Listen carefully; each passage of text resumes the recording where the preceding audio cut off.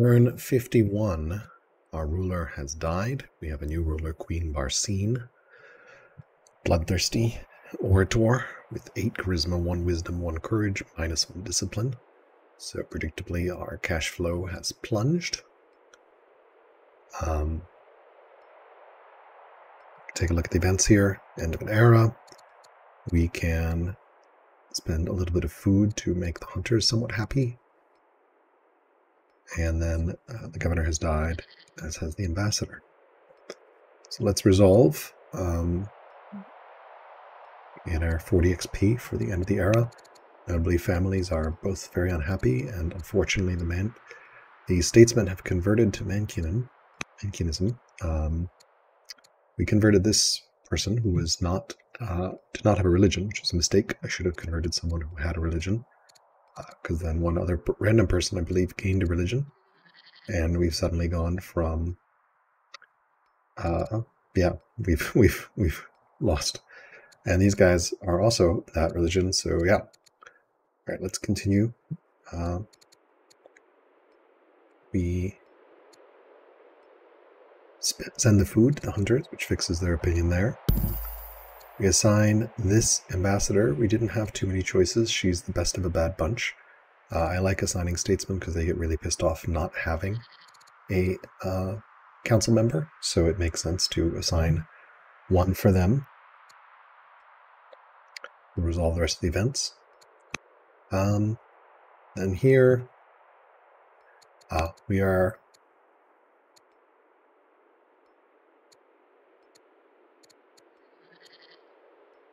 making notes to ourselves. We are assigning ourselves as governor. So there, first one we are trying to just unpack what. Right, so this one, 29. Okay, I forgot, yeah. So we're converting because we were pagan, and now we want to convert to Judaism. So we'll do that. That resolves that. Takes 100 civics. We didn't get an event for that. It was just a pop-up that congrats, you've now converted. Unfortunately, Christianity has spread here, so that's going to be awkward since we don't have a way of removing it until that monastery finishes. But that's okay. We won't get dissent. If we do, we'll have a governor there and we can resolve it pretty quickly. Next, we are going to sell. I'm selling. Looks like I'm selling. So, we assign the ambassador. We convert religion. We sell some iron to be able to influence the head of Judaism. She's 54, so she won't be around forever. But we can have her start converting folks back. That's super important for our strategy. We'll also assign ourselves as governor. Interesting choice. We can assign our mother as governor, but she's 46 scholar. It would give us 9 extra science a year, which is really nice because Persia has 16.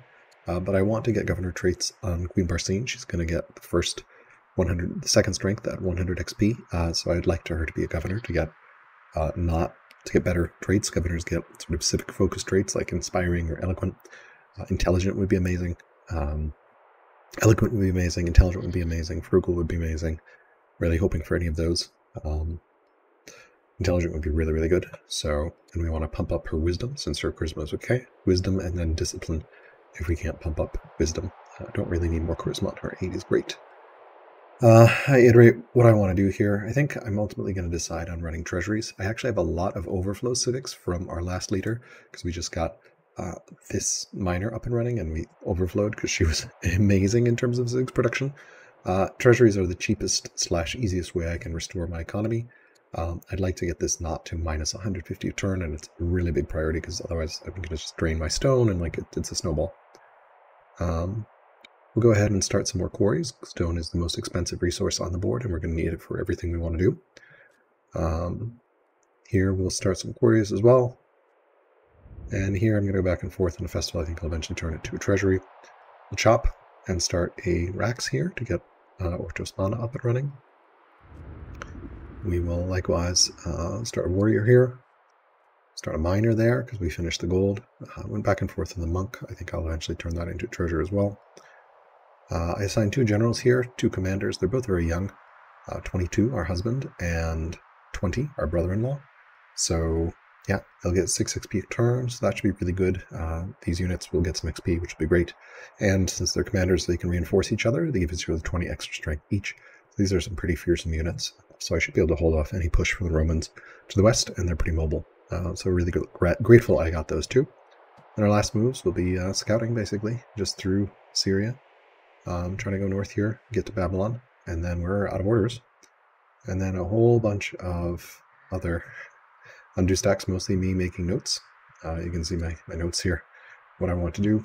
And then I go back and forth on what I want to do with the city. I think I end up going with a warrior. I don't think I can afford the officer right now. And similarly here, eventually we're going to get a treasury up and running. And yeah, I go back and forth some more, thinking about like, what do I really want to do with the city? And then made a bunch more notes to myself.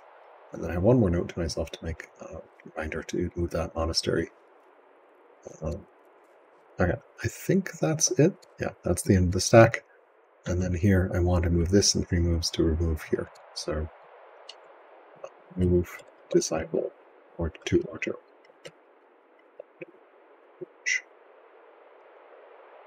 54.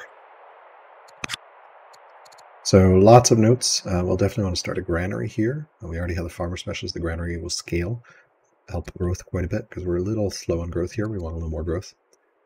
Really should have gotten that granary earlier. And we do have admin, right? Yeah, we do have admin. So yeah, we're building a granary here. So that's also going to be important. So all in all, a quiet kind of turn. Can't influence her. I guess we could influence her and convert her. So probably she will be the first conversion. Convert ambassador. She's also pretty young, 29, yeah, so she should serve her into right. Convert ambassador. 53 when this influence goes through. And then one more thing that I didn't quite narrate, we did induct 1 person into the clergy. I ended up picking her, the cleric zealot. She's got terrible wisdom. I could make her a good governor, but like with that wisdom, I'm never going to have her tutor. I'm going to have one of these other people tutor. She's pretty young, so she's probably going to be my main tutor for kids. I'm never going to have her tutor with that terrible wisdom. But I would like someone controllable. I definitely do not want a diplomat as a religious head. She's pretty cool as a scholar, but she's also pretty old. So I don't know. I want to try out the new mechanic inducting the clergy. I haven't really played with it that much. It makes her Kohen, gives me a little more Jewish opinion, which I think my Jewish opinion is actually quite all right, though, so it doesn't really make a difference. But it helps a little bit, gets her some XP, I guess. And yeah, it increases the chance for her becoming a religious head and removes her as a courtier. So we'll see whether that's a good idea, but I wanted to play with it and try it. And it's also useful in case we get to set somewhere else because she can remove it as well as a member of the clergy. It's kind of nice to have 1 member of the clergy hanging out just to be able to do that. And it's a new mechanic. Then I sold some food just to get positive. And yeah, we are, hopefully these treasuries, we've got a bunch, are going to help us stabilize here 3 or 4 years. I think essentially these will get us to 2. So that's plus 20 there. Then there's 24 from the miners, that's 64. And then we're going to go all the way to treasury 3 here, which will get us 600 gold just from doing that. And I believe 40 a year. I don't recall how treasuries work. Is it actually plus 40? I think it might be, I don't remember the replace. I think it just replaces it. It's not like walls. So yeah, that's plus 40. So that'll give us an extra 100. So then we'll just need to find a hamlet here and a hamlet here, and that'll get us to break even or so. 140, and then probably 1 more hamlet somewhere around here. I'd like to build Odeons here. Don't know that I have the tempo to do it. I can also just build a hamlet somewhere. I don't really want to build it here because this is great watermill tile for the gems. I'll probably mill here, honestly, if I ever get to mill. So I don't know where to build a hamlet here. There's not really a great flat plane I can pull on.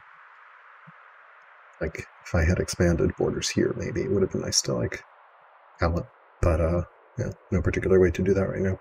This guy's chilling.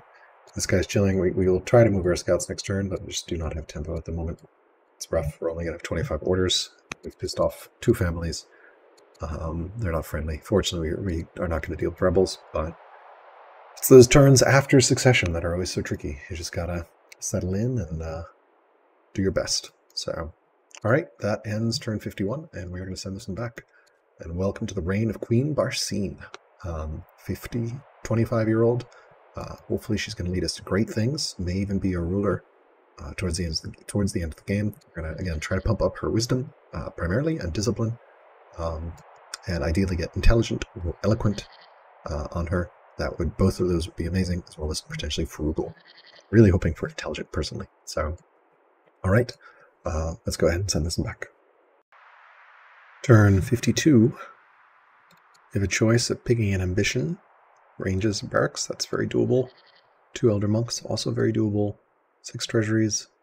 Treasury 2 doesn't count as a treasury, so we'd have to start treasuries in 2 more cities, which we don't really want to do.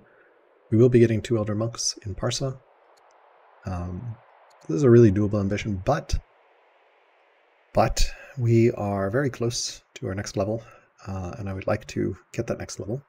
So we'll choose it, and lo and behold, our option is eloquent. Eloquent is amazing. Eloquent and intelligent are both really, really good. Frugal, eloquent, intelligent, oh, amazing. So we're obviously going to pick up eloquent, and now we have an eloquent, bloodthirsty orator, and just single-handedly, eloquent took Persia to 65 civics from 46 civics. So that's the power of eloquent. 20 extra civics production in Persia, which is great because we're going to want to build a lot of specialists here. So it's really great to do that. Next, we will start a hamlet here. We're going to bridge towards, get buildings up towards here. We're going to move this over here. This finished and is going to start another quarry over here. I think we have ample hills, so we're fine on. We do need to keep an eye on our iron, but I think we still need some more stone. Over here, likewise, we're going to start Iraqs, because I'd like to be able to start a specialist here since I don't have an elder monk available right now, because this city still is not converted. We'll also have to purge because it's spread here. We definitely don't want it spreading further, so this monk will do some purging duty once it finishes that. We're going to go start a quarry over here. This is a nice 14 stone quarry. Really, really good. So this city is just going to be resource extraction, probably some specialists as well, thanks to Statesman. And we'll start a quarry here. Likewise, similarly, we're going very much for the stonecutter specialist build here, trying to get civics production up here. Here, I'd love to start a stronghold here to maximize my adjacency bonus, but no one ain't got time for that. So we are going to start a stronghold right away. We will build Iraqs here, and we can of course put 2 ranges around here or something. That should be fine. Not ideal, but you got to do what you got to do, and much better to get a stronghold up and running so I can get Peloton production running here as well, especially since my capital is going to be busy with specialists. We're going to start a miner here, get that salt. It's not anyone's favorite resource, but the nice thing about salt is you can send it to a city to get that city 2 extra culture. So assuming we can get these horses, we'll sort of figure out which city is most in need. Probably Ortospano will get it first, and then we can move around after Ortospano gets too strong. Really would like to get this city up and running in terms of production. This city doesn't actually have horses, so it's not as important for the city to get to strong as quickly as possible, and it also has pretty decent culture. Well, not really that great, but we can always put a monk in there, but I'm going to prioritize officers here. And we got that judge there ready to buy stuff. Over here, we are starting a fisher. We're going to get these nets up. Nets are one of the favored luxuries for the statesmen, so that will be helpful for us as well. Sorry, pearls, not nets. If we get land consolidation, we'll also get this honey and wine. Honey for our hunters and wine for our statesmen. Incense, we have some lavender here for the clerics. And then I don't know that we have fir or incense anywhere, at least not on our side of the map. So we'll just have to deal with hunters and clerics being slightly unhappier. I don't think we have fur or incense on our side of the map, but we got everything else if we get land consolidation. Right now, we are trying to get courthouses, I think. With Felix, we're going to get citizenship and then focus on sovereignty. We really would love to get scholarship. I want to try that play here, especially since Persia is only at 2 discontent. So should be good. And with an Orto leader, it's actually -3 happiness a turn, so pretty good. Yeah.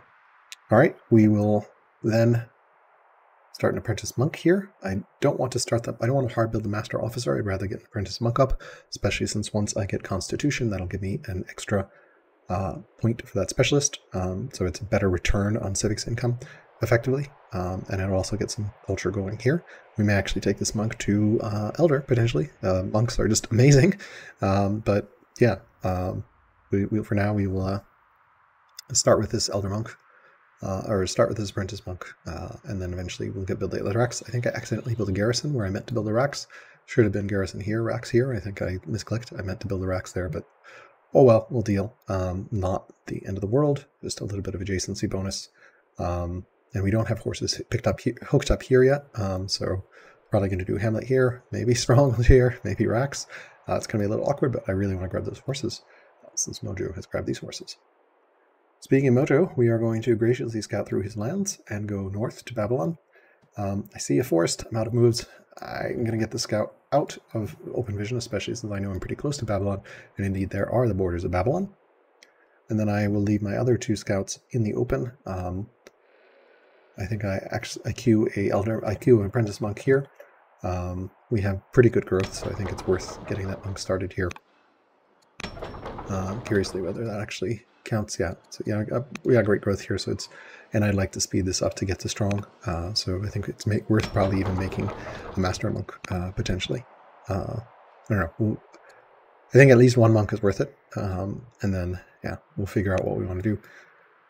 We may move this judge to buy, although currently we have serious money issues that we're trying to resolve, but hopefully we will stabilize some of this as soon as we finish these treasuries. And the civics production in Persia is amazing, which is great. We're going to get a second elder monk up as soon as we finish our treasuries in 2 turns. So yeah, and then we'll be double elder monk, which will definitely be the envy of the game, thanks to our double religions. So, which of course is causing pain in some other ways, but you know, you deal. It has advantages and disadvantages. So I think that's pretty much it. Yeah, and I definitely love these double peltons. Next turn, we got a bunch of reminders, hide scouts in forest. I'm probably going to move this scout to the north here. Once I get exploration, I will want to go scout Greece. I think that scout's there, and this scout will need to poke here, probably pretty close to Egypt's borders. I don't really see whether there's a lot of forest there, and I have no idea where Fluffy is, so this scout may actually retreat, or camp out here or something. I don't know. Probably poke a little bit, see how far the border is, and I don't really want to war duck Egypt at this point, especially since I don't know where Fluffy's armies are, and I'm pretty sure he will kill my scout if he sees it. So that scout's probably not safe. For now, might retreat and then plunge into once we get a sovereignty up. Although I think right now sovereignty is less a priority than getting citizenship, because that is going to, or sorry, Portcullis and Spymaster. That is less of a Spymaster is less of a priority than Portcullis and scholarship and sovereignty. So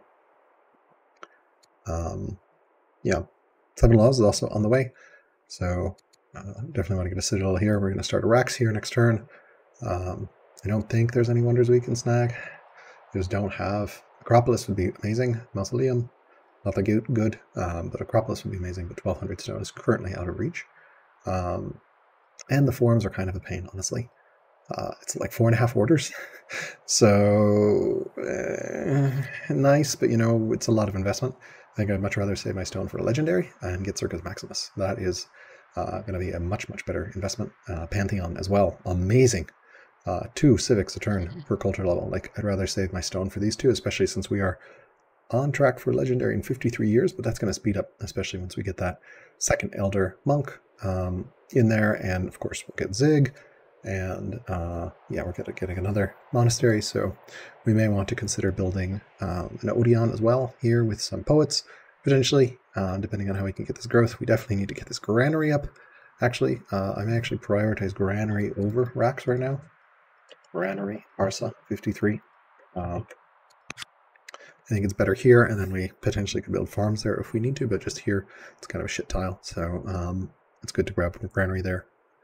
We need a double granary, so yeah, we could triple granary this little specialist. Actually, can't hurt to granary. We definitely want to boost the heck out of this farmer. And the nice thing about granaries is they scale, and this is something I didn't really appreciate, 60% for adjacent farms. And then because the farmer, the rural specialist, is 150% of the farm itself, that means any base scaling is going to really help growth in that city. So we'll triple gran that there. That's probably the first priority, which again brings me back to, should I pick up this free worker? I mean, I'm pretty sure I can build a worker pretty quick, 5 turns. It's the last turn. Decide now, or forever hold your peace on this worker. I think, yeah, it's just a turn. We will eventually get Phalanx. I think the issue is if we get it now, then we won't have citizenship available. I think it's better to stick with our plan, because the faster we get courthouses up, the faster we get fixed production. That worker ain't going to make a difference, and we can always drag a worker over from over here or something, build a worker and drag it over. Not going to be too hard to do that. So should we so desire, but really should be okay with 2. We also have 1 locked up building a wonder right now, so that's part of the reason it feels a little slower. So yeah, we'll definitely granary this up, and that's it. So Egypt probably nearing its way to a fall. We now have vision of Rome as well. He's got, no, we always had vision of Rome. I think we just, vision of no legs, right? That's the new thing. Commander. What is it with these commanders? What am I missing with commanders? Why is Mojo a commander and Fluffy, or sorry, and no legs a commander? I guess he's somewhat new. Maybe he didn't want a commander, but like, that's weird. Commander. And of course, yeah, Mojo's new ruler is a commander too. Ooh, bloodthirsty, brave, fierce. That's a terrifying, very militaristic combo. And his heir is 10. Let's take a look here. No legs. Yeah. Commander. What? 14 discipline commander? What on earth? And he's a general. What on earth is going on? 14 discipline commander. Definitely need to message him about that, because what are you doing on a 120? Okay, I guess he's just leveling up his units with his commander. I have not seen that strategy, and I'm definitely kind of interested to see what that looks like. Tactician with 9 discipline. Also lots of XP. Maybe I'm undervaluing unit XP. How highly promoted are Rome units going to be? Are they just going to roll in with 5 promos? That is scary. What is this high discipline thing? Frederik, a hero, that is a governor. And wisdom, that is much more what I'm expecting. But eloquent as well. Team eloquent. Eloquent's so good. Prosperous, frugal, humble for Egypt. Rome, Highlander, fierce, romantic. Ill. His heir is 12. No legs has a 7-year-old. Fluffy's ruler is 39. Yeah, so we may have some battle here with super highly promoted units, but 14 discipline. What the heck? OMG. On a warrior somewhere. That warrior is going to be super promoted. All right, that ends this turn, and I'm going to send this over to Mojo so he can take his turn, and then we will proceed with this game. See you next turn. Turn 53. You do a funerary procession for Xerxes the Younger. Get some culture, get some happiness, spend some civics. Or we can get mourning. It reduces our orders by 10%, which works out to about 3. But it'll get us 20 XP a turn, which is quite a lot. Which can get us towards that 200 XP threshold, which can enable us to get our 3rd strength. So let's go ahead and choose that. We have research choice. I think I'm leaning towards Rhetoric, but I also keep going back and forth on forestry. The thinking here is I'm going to have a monastery. Like, I'm already losing 11 wood a turn. I'm finishing this monastery, which will drain another 2. I want 3 more granaries here, which will put me at 14. 3 more granaries each, which is 3. So 11, 2, 13, 16 food a turn. And I'm going to likely start a monastery here, because Judaism just spread here. 18, like, it's going to start becoming a significant drain. And the sooner I can get lumber mills up, the sooner I'll have a nice wood surplus. If I ever want ships, I'm going to need wood. So I'm actually leaning towards forestry. The last choice there was upgrading our head of Menkinism. I gave her science, since she's a scholar, in case I want to make her my spy master at some point for that sweet, sweet science. So yeah, I think I actually do go back and pick forestry here. We're going to go ahead and start a granary here.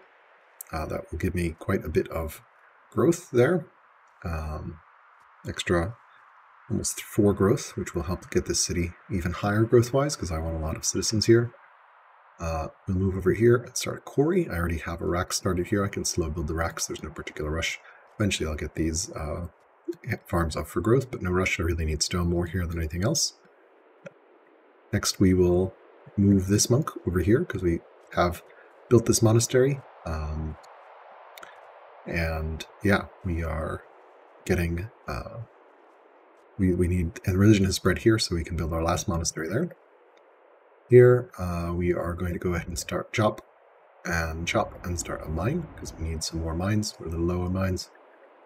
Here we'll start a miner, because we haven't gotten the specialist yet, so then probably we'll thread it with another warrior after that. Chop and start a quarry here. Again, we'll start another quarry with that one. Just like, basically quarry this up a little bit. We definitely need some more stone, especially if we want to be able to snag Circus Maximus or Pantheon once we get legendary. Just want to get a nice stone bank going.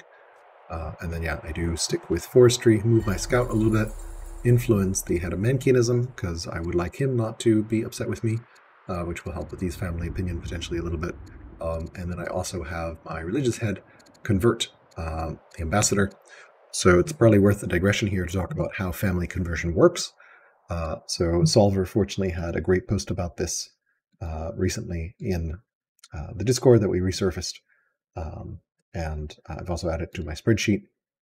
The TLDR is basically each family member of a religion gets a point. So the head gets 200 points. So we have 200 points for Judaism right now for statesmen. And then for Judaism, we also have this courtier. So that's another 100 points. So let's say 300 points for Judaism. For Mankianism, it's again 100 for every character except for the head, which is 2. So Mankianism has 300 points, so we're even, right? You also get 50 points bonus for the current religion. So that's 350 now, because Mankianism is the current religion. And then every council roll is another 40 points, so that's 390. And then any governor or general is another 20 points, but we don't have any of those. So that means we're currently at 390 to 300, which means the statesmen are currently in favor of Mankianism.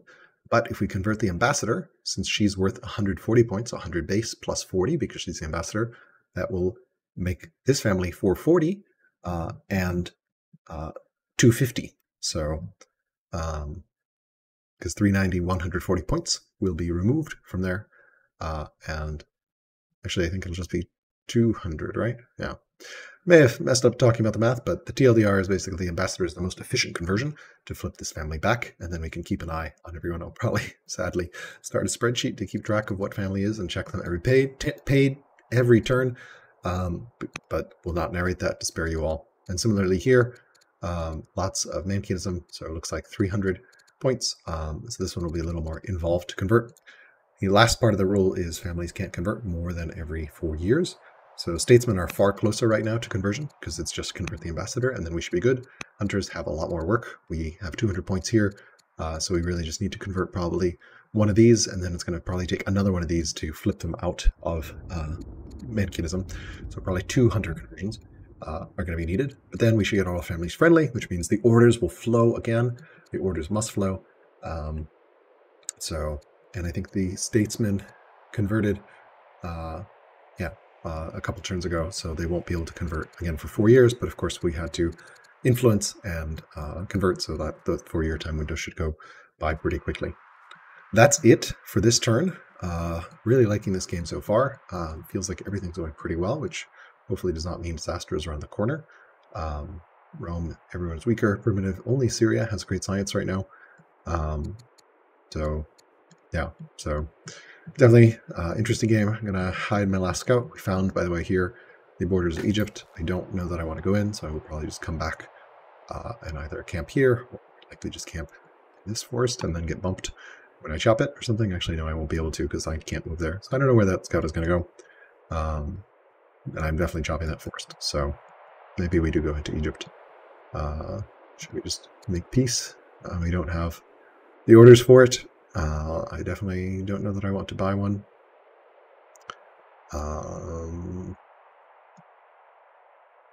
Yeah, I don't want to buy orders for peace. Could declare war and go into his lands next turn. It's probably out of the game soon, so it doesn't really matter. We'll think about it next turn. Something for next turn. All right, that is it for this turn. Mojo is quickly catching up on points and will probably surpass me soon, although I will get this wonder done here. And then I think I do actually want to save stone for Acropolis or Colosseum. I could see a case for Mausoleum, but I have a feeling Legendary is going to be pretty quick. And I'm also going to want to get a lot of racks up. The other advantage of Forestry is it will enable us to take compo, because we can get ranges up. You can't really support ranges without Forestry because it just takes too much wood to do. We also need to get roads up everywhere. There's a lot of things we need to do. So, curious about this Apprentice Monk. I'm not actually convinced about it right now. I think it made sense for the Statesman City, but the Hunter Cities are actually pretty slow. They don't have... There's 12 civics here versus contrast 14 here. So we can potentially look into... we don't have the Stronghold, but we will in 4 years. So maybe the Monk is actually a good fit. We can't get a... Yeah, I think the Monk is a good fit. It'll get us some culture started in the city. I actually do agree with the Monk choice. Because we want to get production there, and I agree here as well. So... any cool governors we can apply? I don't really see anyone right now. Warlike, she might be really good. We can also consider governors for some of our cities. That's probably a consideration for next turn as we get those garrisons up. So, regardless. So yeah, I think our first priority really is citizenship to get the civics pump running both here and here, and then get some specialists up. Not that many specialist options here. Of course, we will start the Elder Monk, so we might as well queue that up here. Look at that 2-year monk. I mean, that's just so good. Yeah, so that's going to be great, getting that up and running. And eventually we will go build the Menkian Monastery in that same city for double there. Menki, Monas, Cyrus, monk, or disciple, I guess. Start that, remind ourselves there. All right, again, enjoying this game. Feel like we've got a pretty good position at the moment. Not at war with anyone, it's great. Once we fix our families, we should be pretty stable. And I think 9 cities is more than enough right now to do anything I want to do. And yeah, we'll keep an eye on Frederik's science, competent. Assyria is learned, which I'm not entirely sure how that happened. I guess the early schemer, lots of science that we don't have.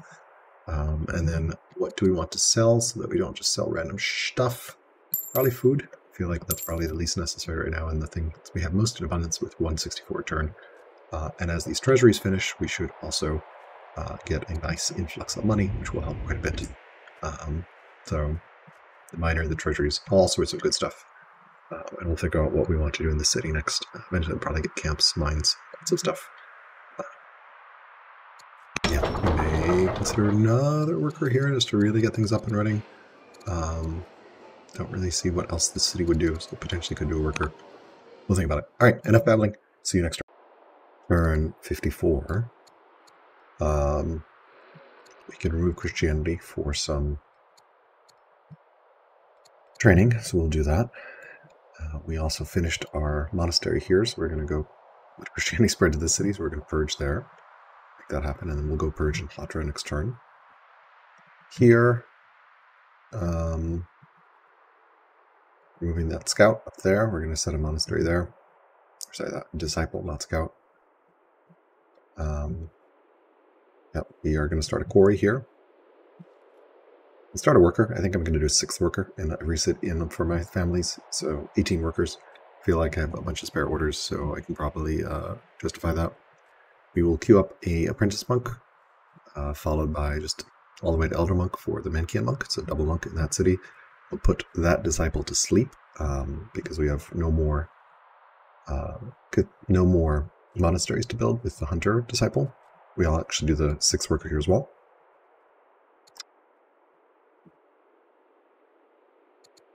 We're making notes. All right, we found Egypt, and then we're going to go that hill. Okay, let's jumping ahead quite a bit. I also start another worker here. I will grab these after the worker. I want to get a little more engine. There's a lot of stuff I need to mine over here. And with forestry, there'll be some lumber mills. It's going to be well worth it getting that up. Let's see here. Over here, I think I also queue a worker. And then I'm going to assign a governor here. So I have a couple choices. There's Cyrus the Merchant, who's pretty old. He's warlike and has quite a lot of civics, and Shiraz, who's a little younger and also warlike. I'll kind of hate my guts, which is not great. But, you know, we may eventually convert them to the appropriate religion. And we'll assign him here. So that actually shaves off a turn for the apprentice monk in both cities, which is great. I'll get a second Rax up here and then likely start pouring some more, potentially get some mines up. Yeah. And we'll move our scout up here. Looks like Mojo has settled the north site. So he's settling very aggressively. He's on 12 cities now. That's interesting. Feels like he's clearing a 13th city here. So I definitely have a truce with him right now, but I'm honestly not sure how long it's going to last. Further, No Legs, who is Babylon up here, has reached out to me and let me know that apparently Mojo has killed 4 of his units, his barbarian clearing party, and is basically locking him off of the northeast corridor. So Mojo might be on 15 or 16 cities at some point. That's a lot. I'm on 9 and I'm planning to stay on 9 for the foreseeable future. But realistically, I've got a pretty short march to his capital. Like, not very far. I can definitely get some, you know, cataphract archers up here once I get to 7 laws, and I can go say hi. And I may have to, depending on how he continues to expand. Definitely not in a shape to do it now. I'll scout around here and hide in this hill, and then we'll do some more scouting next turn. And that's pretty much it for this turn. But it's definitely... Yeah, and I also took a note to get these nets up when one of these quarries finishes, just because I would like some more growth to get speed up citizens in this city. I probably should have done that earlier. It's more important than the quarry, but oops. Oh well. And yeah, I think I'm probably going to bring one worker over to the cap. So maybe bring Hatra worker to capital. It'll be a long way. But I think it's going to be worth having a third worker here, especially since I'm likely going to try to snag the Acropolis. The logic behind the Acropolis there is it does give you 2 civics per year per religion, and I have 3 religions in that, so that's another 6 base civics. And I really want to pump civics to get specialists up and running. The city's already at 20 science. We're going to pump it up some more and try to get wisdom on this leader as well. She's getting lots of XP as well, which is great. We should be able to finish converting here. And we may want to consider converting, I guess we're going to convert hunters. So we probably want to convert the 2 governors that we assigned. I guess one of them is our friend. I guess he's no, he would have been a Cyrus. Where are you, Cyrus? Isn't he, or he's just no family? He's of no family? No, Cyrus the Merchant. Control click to select the governor. Oh. Yeah, he's has no family, but he's a character with no family. But he's, oh, because he left my court. I think he got pissed off. So he's like a courtier that isn't a courtier. That's kind of interesting. So he doesn't belong to a family, which is not right. Like, can I assign him over here? No. Yes, I can. So he just has no family. Okay, well, that's interesting. So yeah, we'll probably convert with our governor. So start conversion next turn with Kassandal. Or Cass. Enter. Gov. And we'll do that next turn. Right, I think that's it for this turn. We should finish the conversion here, which will fix the statesmen. They should flip back, hopefully, once we convert. Or do consort. Yeah. And then we are finishing our influence on the Mankinism. And then we may want to try to influence this governor, although the only downside from governor is a tiny bit of discontent. I don't know if it's really worth it if I don't need to particularly. And like, oh no, he's actually not been pissed. So he's +2, +10. So it's really just her. Okay. Yeah, she's just -70, and that's almost all entirely religion and the fact that she's a diplomat. So, all right, cool. All right, that is it for this turn. Maybe we influence the ambassador. I'm not sure. Convert the ambassador, also an option. Didn't we convert the ambassador, or we're converting the ambassador now? Yeah, we're converting her now. Okay, that'll fix itself as well. Cool. I think it's worth speeding up this worker a little bit over this, over the specialist Not going to be trying to build our military units out of here, so the culture coming online is less important. The statesman, this would give me 30 opinion with the statesman. That's not that big of a deal. Probably would pump it into a city to get to strong faster. Let's see, there's 4 culture here, so that's a good candidate. And 2 culture here, so that's a good candidate. Probably here, though, because we want to send that to Orchespawn. So maybe we're going to say that we build the worker later, but it's so important to get the pearls online to send to Orchespawn, because I want to get that to strong faster. So, and then we'll backfill with a worker and send one of the workers over. A worker here, and then this is probably our highest growth hunter city, so we can start a worker here as well. We only have 1 right now, so getting 2 would be great, because this one's kind of an isolated site compared to our other hunter cities, which are also kind of spread out. This one has 2, and this one has 2. So yeah, it makes sense for each one to have 2. And we'll probably pull one of the cleric ones over, and I may actually just double queue worker here. Potentially, that feels like a lot. But yeah, I want 3 in the cap, so, and there's no better growth than not building it into the cap. So this is what, 14? If we get both these up, that will be also 14. So we'll think about it. We could potentially build one here and improve these farms to get some more workers here. All right, well, let's figure out where in 2 or 3 turns. Figure out 6 and 7 cleric worker in 56. Something to worry about in the future. Okay, I think that is it. No kids yet, but we're still pretty young, so let's go ahead and send this turn back. Turn 55. We have an event here where we don't have the discipline to influence him. We can either pick up Timid or pick up XP. We're going to pick up XP.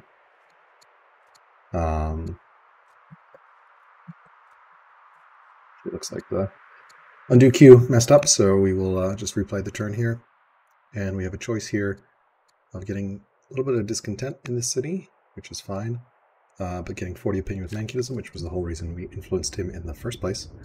We're now going to influence her to get paganism up, and then consider influencing Mannyhead again on 57. Religion conversion-wise, the statesman should convert. We've got 1, 2, 3 people with posts, and then a governor and an ambassador. So that's 360, and we only have 2. And religion, so 250, 360, 250, so they should convert. And now, as I mentioned last turn, we are going to convert this governor in the hunters over to Judaism as well, which should flip the hunters over soon. Here, I think I'm going to just start a master monk. Not much else for that city to do right now. And here we're going to start a Jewish monastery. Over here, I think I'm going to start a mine. And we'll probably do another mine. And then we'll get the quarry started here. We don't have tech or drama. I don't want to build racks in that particular city. So we can just quarry up a little bit. We'll do a quarry here as well, and a mine here, just to round things out. This disciple will come over here. We could start the Nankin holy site, but probably not worth it right now. So we'll get a monastery here so we can start another monk in that city. Over here, we will start the second barracks, because we want to get this up in military production. Palton Cav as soon as that stronghold is available. Although we'll probably do an apprentice officer first, realistically.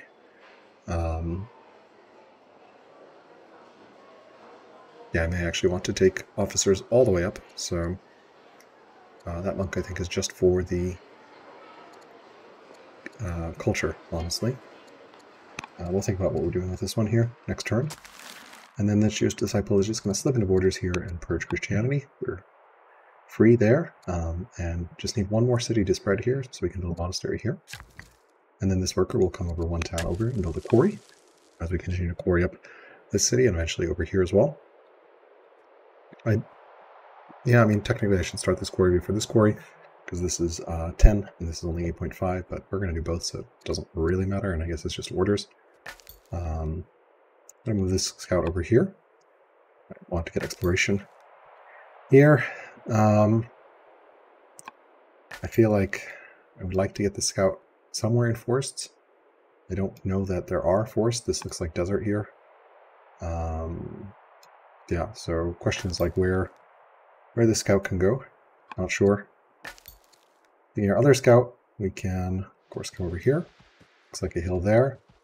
And hide in some forests up here. Looks like another hill up there. And for this scout, maybe we just come back home. Or like head towards that. I think I'd want to camp it out in that forest. So we'll just camp it in this thing. I don't know that I want to ask for peace with Egypt right now. Interestingly, Babylon and Greece did pick peace, so we'll probably go over there and move that scout over there. Maybe duck into Mojo's lands, try to figure out what's going on here with these passes. I'd like to know sort of how, what this looks like. At some point I'm probably going to want to get forts up everywhere. So that's pretty much it for this turn. We can clear some of these city site markers, since we've already settled sites there. There's no point seeing them. We can get lumber mills up soon here. Yeah, we definitely want a racks here at some point. And then probably a stronghold here. Although, given the way we built this, we might actually just build a stronghold or racks along here. So this is probably, yeah, we'll just build along the way. Probably Hamlet racks, honestly. Hamlet, and this can be racks. This can be stronghold. Not ideal, but it works. And then here, yeah, we'll think about that next turn. And similarly here, I think I would like a worker after this, potentially. This, I think it's worth squeezing in the worker, because we can't start that monk, so there's no point getting that monk online there. Yeah, otherwise, forestry next turn, so we should be able to start some lumber mills. And that pretty much concludes this turn. So, looking forward to seeing the statesmen convert, and hunters hopefully convert in 2 or 3 years, I guess. Getting monk up here, 10 years on this, so we'll probably have to festival a little bit.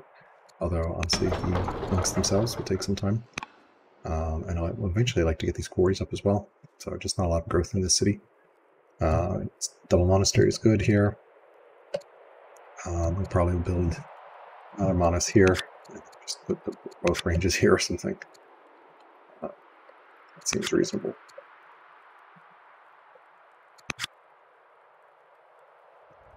We'll put the citadel probably here. I mean, I don't know that we necessarily need it because we don't have horses here yet.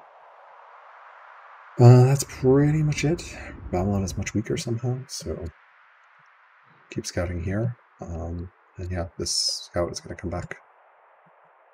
And yeah, we'll want to keep an eye on what our friends in Assyria are up to. Alright, let's go ahead and send this one back. Turn 56.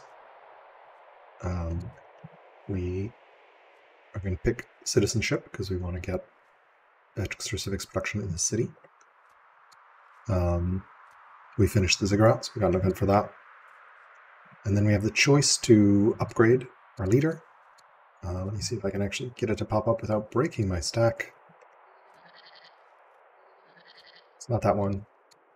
Delver, Cultivator, or Charisma. I'm actually going to go ahead and take Delver. It's going to be quite a lot of iron and stone. So, yeah, that's a lot. It's looks like around 22 iron, and looks like I'm just undoing, redoing here.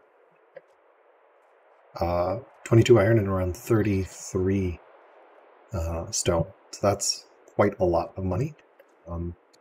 We have an option to get a courtier, which we'll deal with at the end. I'm going to start a granary here. I'm going to start a master monk here because I want to get the culture boost here, and so I can get this one able to produce, get to Citadel as quickly as possible.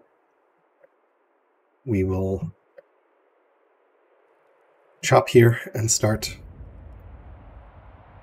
a net so we can get a worker, or sorry, a citizen faster. We'll start a master officer here in the meanwhile.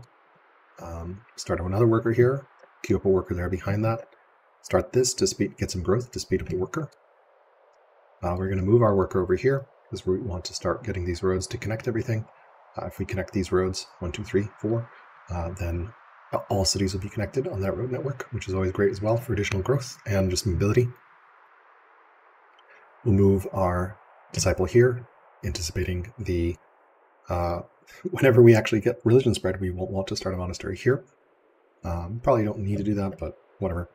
Start a quarry here, start a hamlet here, and mark that we want to put a theater and amphitheater and a Odeon here. We also move the scout here, and then scout around here with this scout. And then lastly, we did get the salt online here, so we're going to actually send that salt to Ortospana, so that we can get a little more culture a little faster. So let's see here. Ortospana is currently at +8. And when we send that culture, it is also still +8. That should be higher. 3 luxury, 10. Yeah, I guess that just tooltip is not updating right now. That's interesting. And then I'm going to sell a little bit of stone, sorry, a little bit of iron and food to be able to pick up the merchant. And it turns out to be a builder with 6 discipline, which is really wonderful. Builder that can be put anywhere as well. So we'll keep that in mind. But 6 discipline is really nice. Actually, the merchant itself is like 31 gold. So should pay itself back over 30 years. So it's actually quite profitable to pick that one up. And that pretty much ends our turn. We'll start Acropolis next turn over here.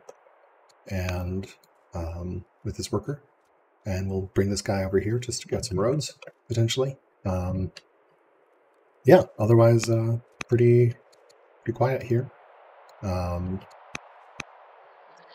sure why yields are showing randomly here, but that's okay. Can select something and we'll go away. Mojo is catching up on score. He's in 15 cities. We are slightly ahead thanks to the wonder. Again, we'll start Acropolis next turn. If for some reason we miss Acropolis, we'll take Acropolis instead. But should be able to get it. This stone bank is pretty good. We've got great stone production. So yeah, now we will eventually start another racks, but I want to get another worker out first here. So yeah, this is like our last priority in terms of city upgrades. We will want to start a racks here as well, because this city is not going to have anything to build, I guess. No, I've got specialists ready there. I can get that racks up whenever this guy comes over. So yeah, definitely bringing this one over, building one here, and then we've queued up another worker back here as well. All right, so that's pretty much it. Not really sure why those yields are still showing. But yeah, Assyria is similar and learned still. Everyone else is weaker. Frederik is weaker and competent, zooming up 8 cities with a pretty high wisdom hero. We definitely want to get some more wisdom. Sad we didn't get intelligence offering. We are ill, which really sucks. Hopefully we will become unill, because it would really suck to lose this great leader that we've got ready to go here. So fingers crossed that she gets better. All right, that ends this turn. Gonna send this one back. Turn 57. We can get some educated on the governor, which we'll take. We'll give the pearls to the statesman. They should convert any time now. Sign with the hunters. And we can persecute the Christians for 2 legitimacy. And then we can immediately purge the city of Christianity with our Jewish disciple. We'll start the Acropolis, selling a little bit of iron and food to be able to start that, which would be great. Will give us that sweet 6 base 6 a year. We'll start some lumber mills since we have that as well. Get this worker over there. Start a quarry here. Start a fort, lumber mill here. Start another lumber mill. Start a road here, buying the stone, which is a little painful. Scout around a bit. Seems like there's a city there. Harvest this silver and go back to our forest. Move that warrior onto the barracks so it gets XP. Move this warrior back onto the barracks. Upgrade these 2, so we're floating a lot of training at the moment. And then that ends our turn. So we'll remind ourselves to move warrior, orto into racks next turn. Upgrade Altons again, because why not? We have tons of training and can't hurt to upgrade these guys. Eventually we'll stop, but especially with the eagle eye there, very useful to have. Probably shield bearer here. It's horsemen. So this guy's already on this.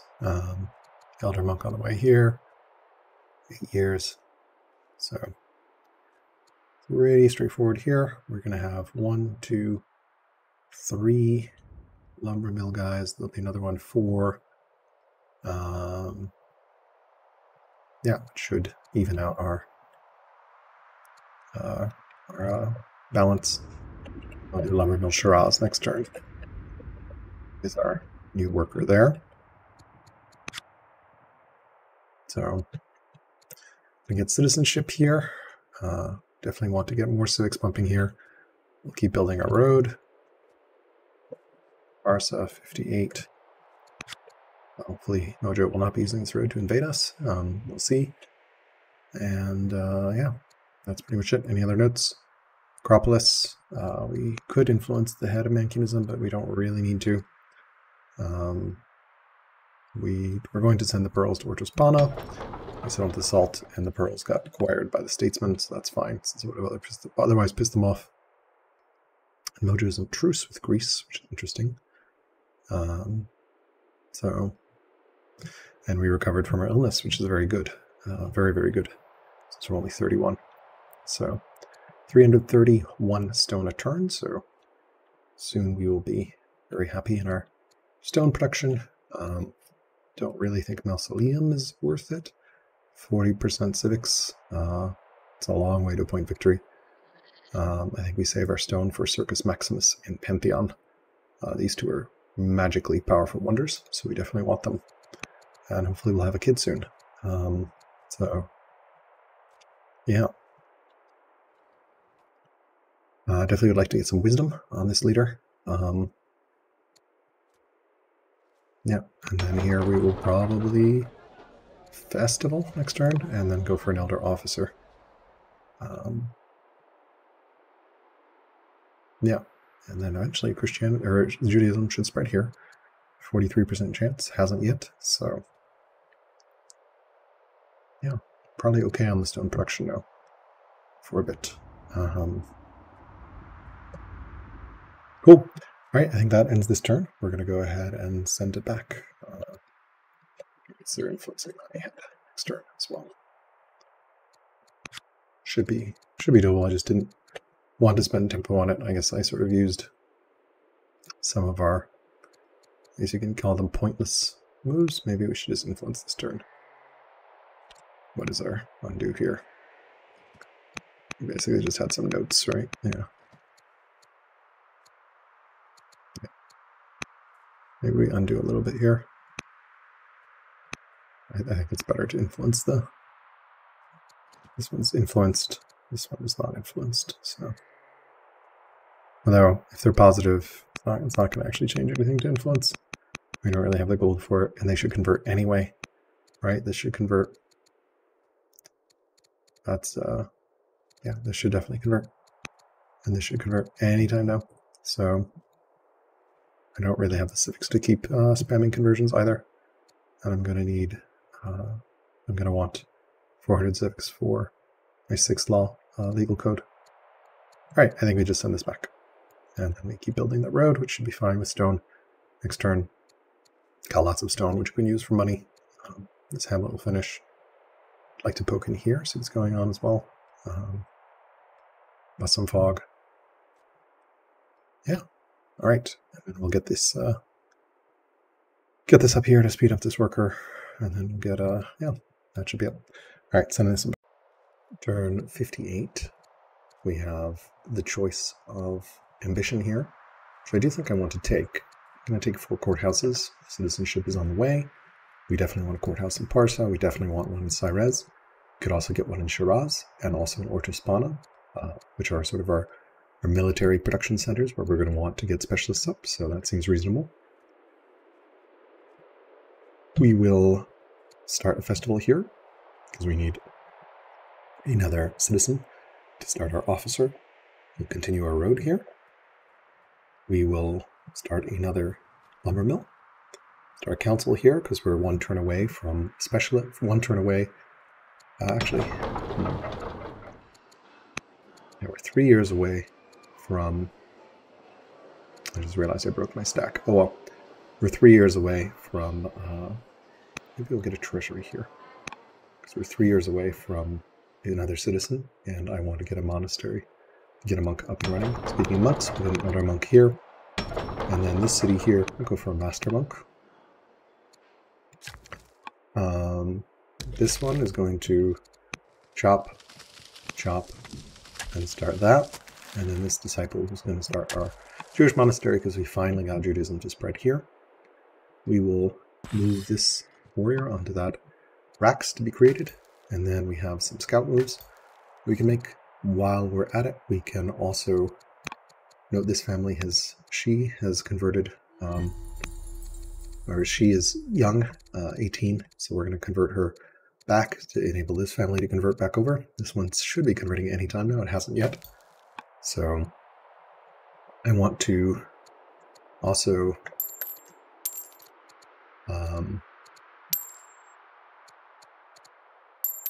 sell down a tiny bit, because I would like to influence the head of Manichaeism, because that will bring these families closer to friendly, which will give me a couple more orders. And speaking of orders, we're going to poke in here, see what's going on, and then forest march our way out. We've got lots of training, so we can do that. Here we will get Eagle Eye, and we see Marksman is next. So Marksman on Persia on 59. And then I'm hearing reports from Babylon that he is under attack by Mojo. So I'm going to position the scout to keep an eye on what's going on over there. And let's think about where we want those courthouses. We're going to put a courthouse here with a ministry here and a palace here. Similarly here, it'll be courthouse, ministry, palace. That will enable me to build a library here, an academy here. I think it's academy, university. I'm not sure if I have that in the right order.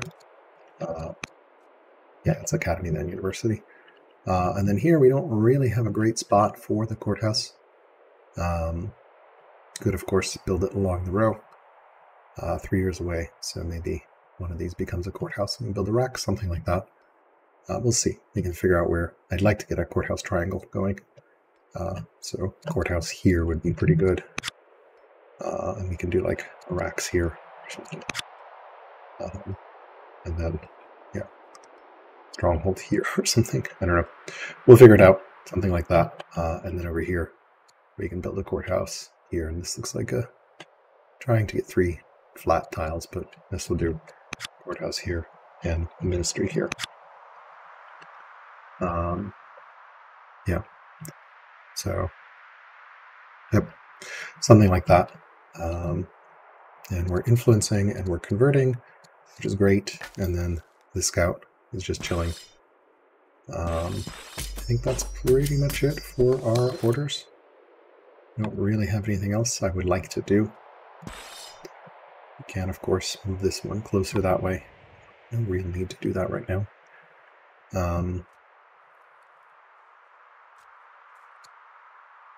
Yeah, I think that's pretty much it.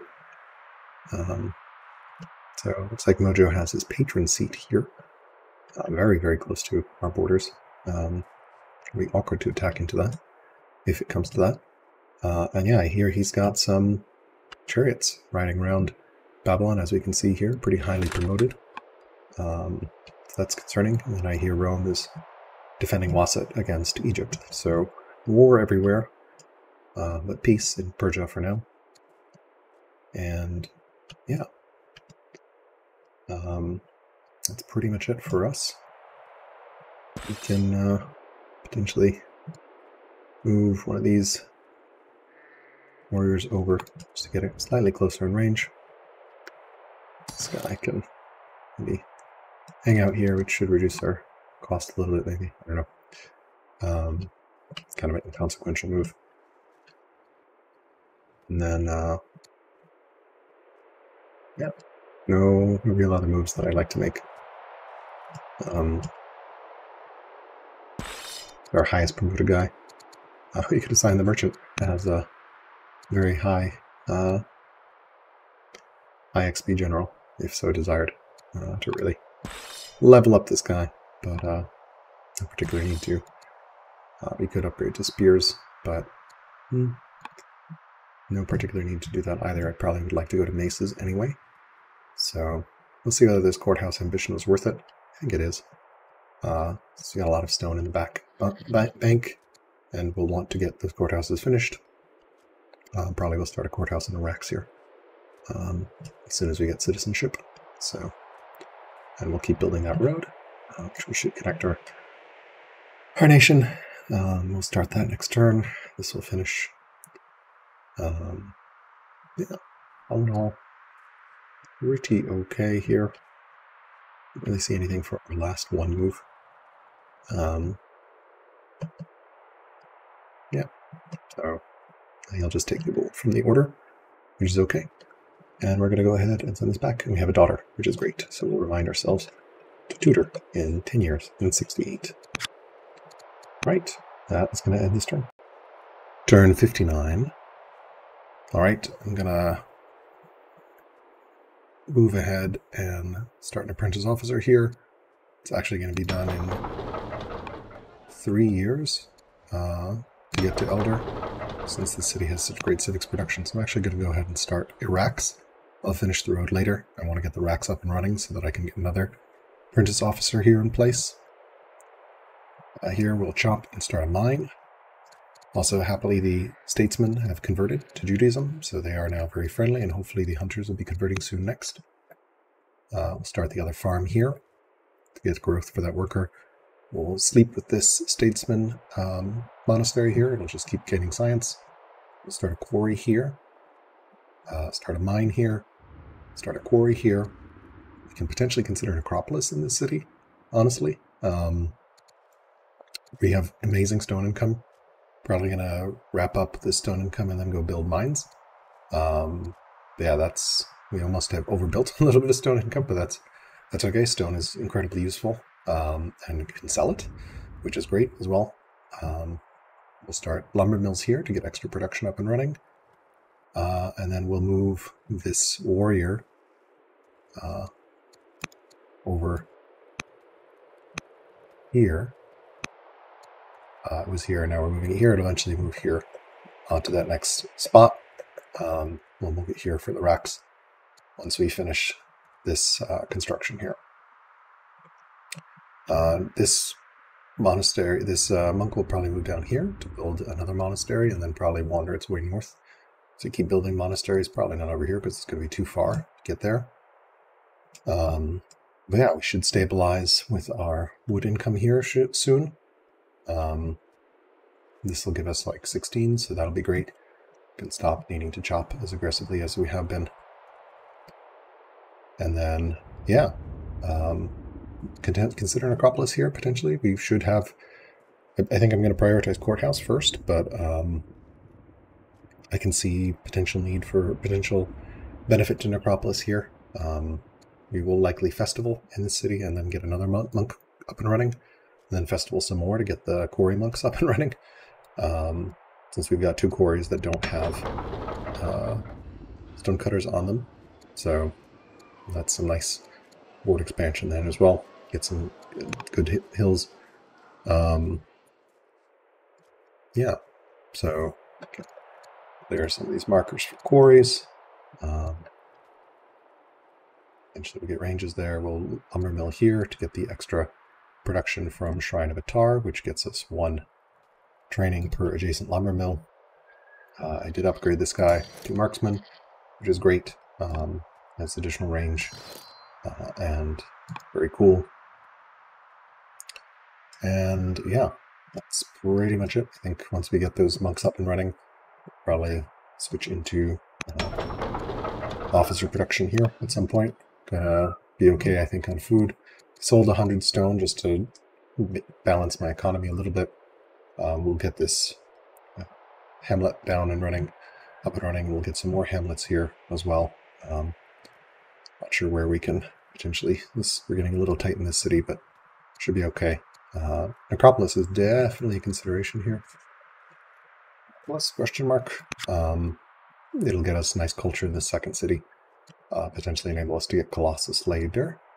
Although we really need to prioritize mines next, I think, as well as farms. Although, yeah, some more mines will be great. But yeah, we're definitely hitting our stride here on econ. And the price of stone is really high. So you can see here resource prices. Stone is pretty damn high, which would be great. Food is kind of cratered. So food has definitely cratered. So we can potentially finance our economy with stone. We'll finish this road next, I think. Definitely want to connect, just don't have the tempo. It's 2 more turns that I'd rather get this barracks up so that we can get another building up and running. And then, yeah, next turn, courthouse probably. Next turn will be 1 turn, and yeah, we'll just delay courthouse a turn. I don't know. Or we just don't finish that road. Not sure. Road 1 turn and then courthouse. We'll see. All right, I think that's it for this turn. Let's go ahead and send it back. Babylon appears to be holding. It's upgraded into an archer. Here we're just waiting. What's going on? Law check, 4 laws for Assyria, 4 laws for Babylon, 4 laws for Greece, 4 laws for Egypt. So, yeah, I don't know about Necropolis. Mausoleum, also consideration. Really want to save that stone for Sarkis Maximus and Pantheon. This is a long way away. I don't want to tie up another worker in the city. I don't know. I'll think about Necropolis. I think I definitely want to get citizenship up first and running though. So Mausoleum could boost us to culture heights, but we're going to need military, obviously, at some point, because when we get too big of a lead point-wise, we're going to have people coming after us, and we're going to need to fight them off. But happily, this family has swapped. Soon this family will swap. Either way, the influence will end here on this guy, so I'll actually raise them over the 200 limit, so we should be in full orders. We do have that orthodoxy that we're paying for 54 gold a turn for the privilege here. We're at 9 orders to rush things out. Things we can definitely consider, and we can rush in every city thanks to that Ishtar. Alright, so let's go ahead and send this one back. Hello, nolegskitten23 recording. So I replay my turn and comment on it. You can see, Mojo, after threatening me for a few turns, attacked my in chat, I mean, attacked my forces that were clearing barbarians here. So I was on 7 city and here on 11, so crushed it. He had perfect vision there, and then went directly for the rest of my troops around Dilbat. Perfect vision everywhere, as far as I know. I have to assume that Mojo has, well, I guess, agents implanted everywhere, or at least several scouts, because he can chase and fight all my units, and at the same time attack and know where my forces are. So I'm very very damaged, probably out of this game. I will, when this stronghold completes, be able to make Akkadian archers. I'm not sure it will be in time. He has rams on board who do insane damage to cities. And yeah, I'm getting phalanx next turn, which I need to counter his chariots, and the Akkadians still need the stronghold to complete. The plan was to get stronghold much quicker, like 3 turns earlier, but I could only do that in the capital with my artisan seat. But Mojo could see everything I was doing, so I can only guess he has a scout somewhere on one of those tiles, or maybe already agents and all that, but feels a bit crazy, so I'm not sure. And yeah, so I'll replay my turn. So yeah, attacked from so this is a marksman eagle-eye archer, but Babylon is really not defended, so I can do much here.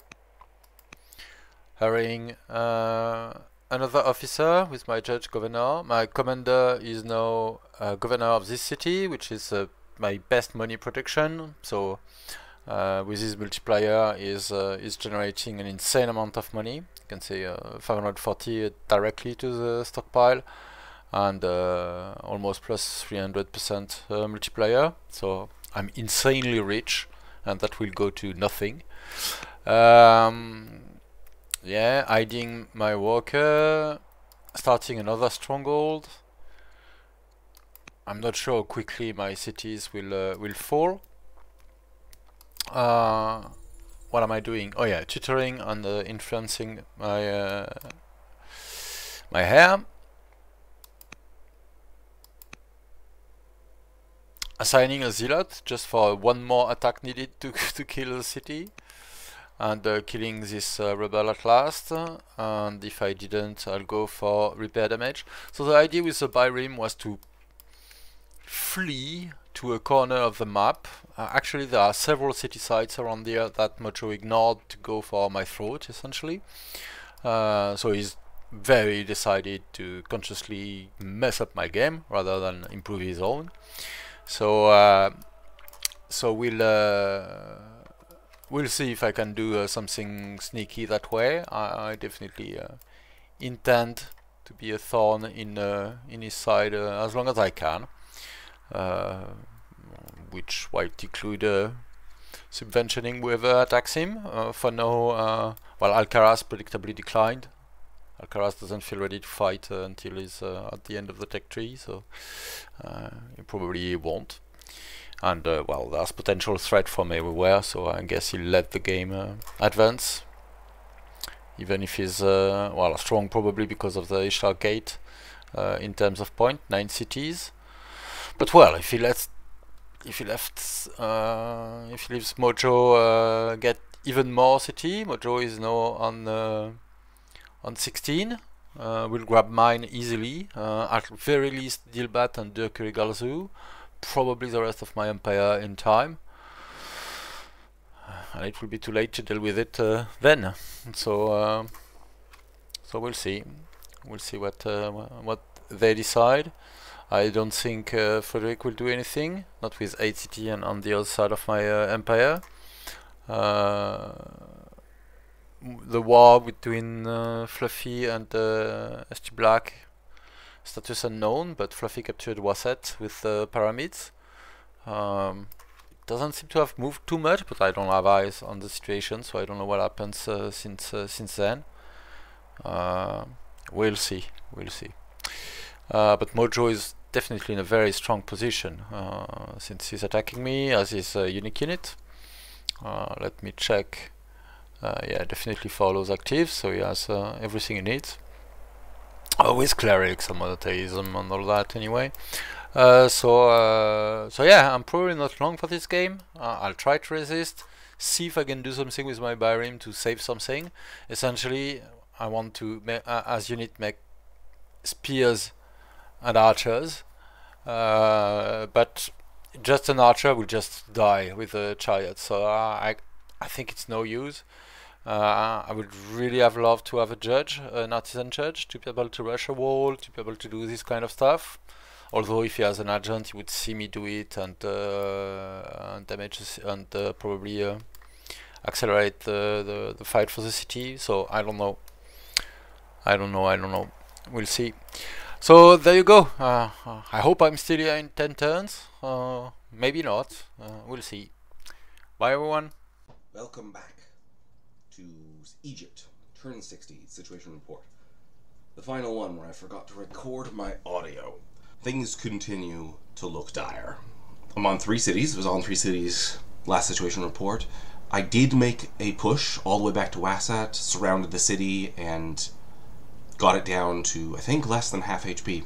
It was... I thought I might be able to retake the city, but as I was setting up to do that, a new wave of units arrived from Rome, killed a lot of my units. You're sort of seeing the aftermath of that. I'm really struggling to deal with this tactician leader that Rome has. He's been positively devastating. It makes it really hard to pull away when your best unit is done and you'll just have to abandon it, and it makes it very hard to fight into when one of the tiles around the city is always going to have a stunned unit in it, and it's always going to be your best unit. He's been really effective with that tactician leader, and that tactician leader has really swung some of these fights, and just over and over again, it's in a place where I just barely can't kill it, which has been frustrating.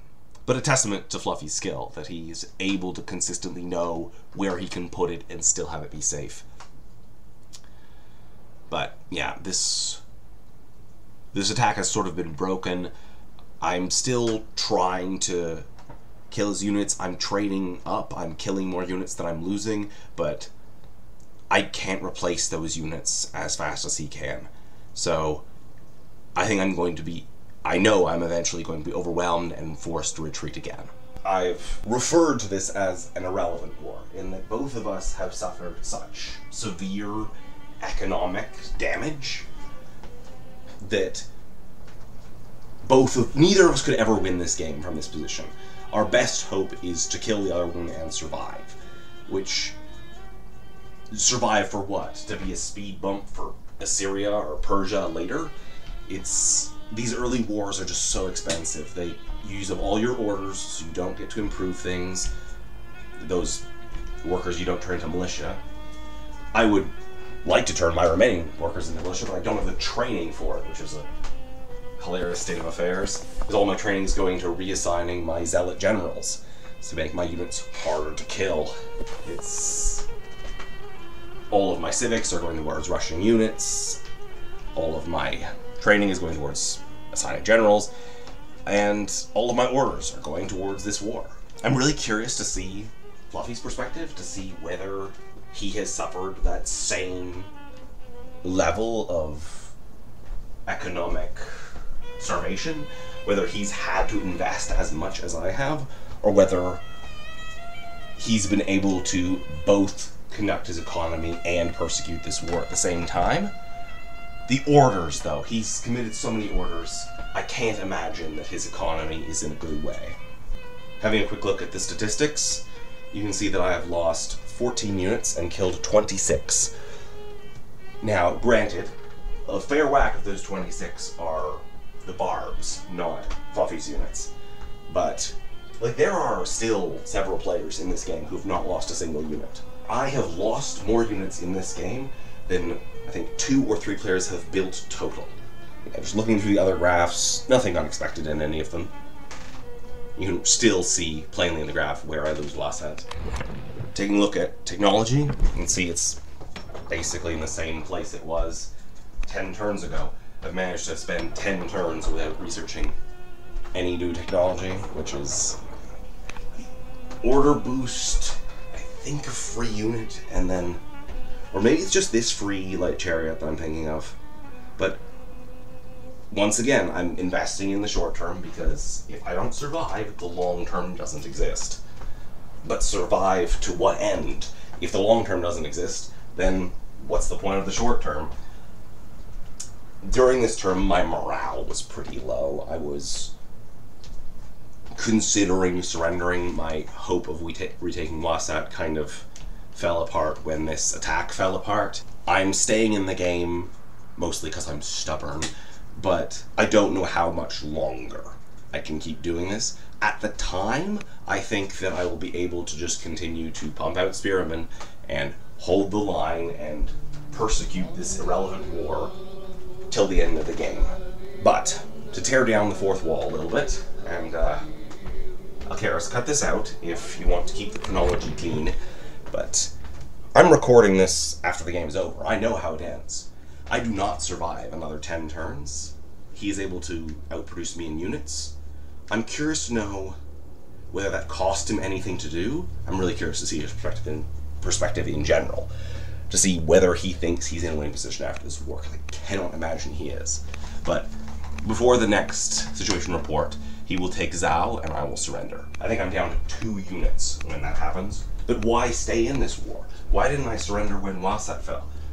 Well, I was hoping for other player interaction.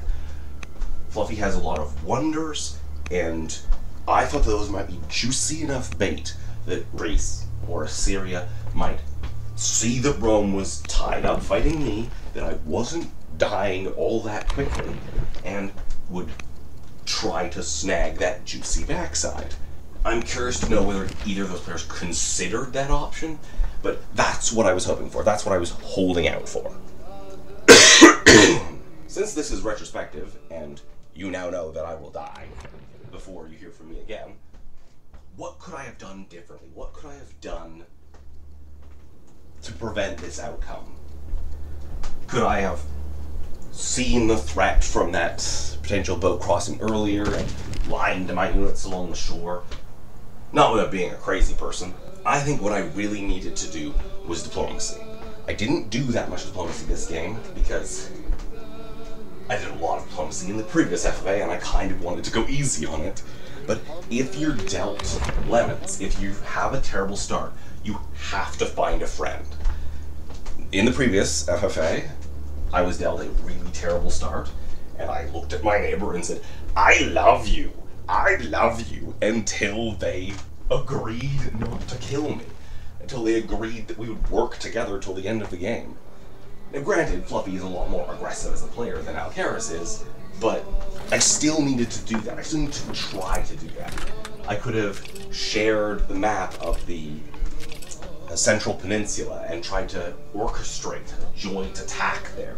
Tried to suggest that he take those Barb cities, because he wouldn't have been able to scout them, or at least not early anyway. And it's much more appealing to go to somewhere where someone else has provided you the intel than leaping off into the void to attack Egypt's capital. And if he didn't respond to those overtures, I could have interpreted that as an imminent threat. But that lack of diplomacy meant that I didn't really have a read on what he was doing. And what was my plan for winning the game anyway? Could I have won the game on 5 cities? No. Could me paired with another player, also on a low number of cities, won the game? Probably not, but at least there's a chance. So I need to recognize when I got a terrible start, find a friend quickly.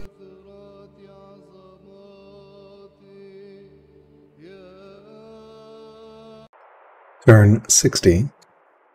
The religious leader died. We have a new one, the Kohen we assigned. That's okay, we're going to influence her. The conversion mission finished, but this family should still convert nonetheless. And since we influenced the Mankin head, we actually have a friendly here. So we will go up here and chop and then start the road. Start the courthouse next turn here. We'll also move this Palton onto that wonder just as a safety. We will start a monastery here. We will start a racks here. We'll start a quarry and a mine here. This one will move towards probably another quarry potentially, or another mine. We'll definitely want to start getting more mines up. Here I'll move that into position for the racks. Can assign a judge here. So we took the one from here because I'm not rushing out here. There's no rush to get these officers up. And I'll finish the Elder Monk with cash, selling some of the stone. We'll basically power through and get... then I'm exploring basically other things I could rush. I think I end up rushing the worker here with the 7 orders that we have. And that pretty much ends the turn. Thought about rushing various things. It's going to pull this to Discontent 5, which kind of sucks. But I definitely really want Frederik to get 7 laws, and Sovereignty Drama is also super needed. Sovereignty at this point, though, is going to be super vital. Keep going back and forth on this worker versus rushing out an apprentice officer. I can see a case either way. The worker will let me get the second rack started a little bit sooner, like by a turn. Maybe honestly the other alternative is to buy 2 orders and then put the apprentice officer in front and rush for 9. Which probably is better, it gives me a little more science. And then we'll just normally build the worker by itself. No particular rush on it.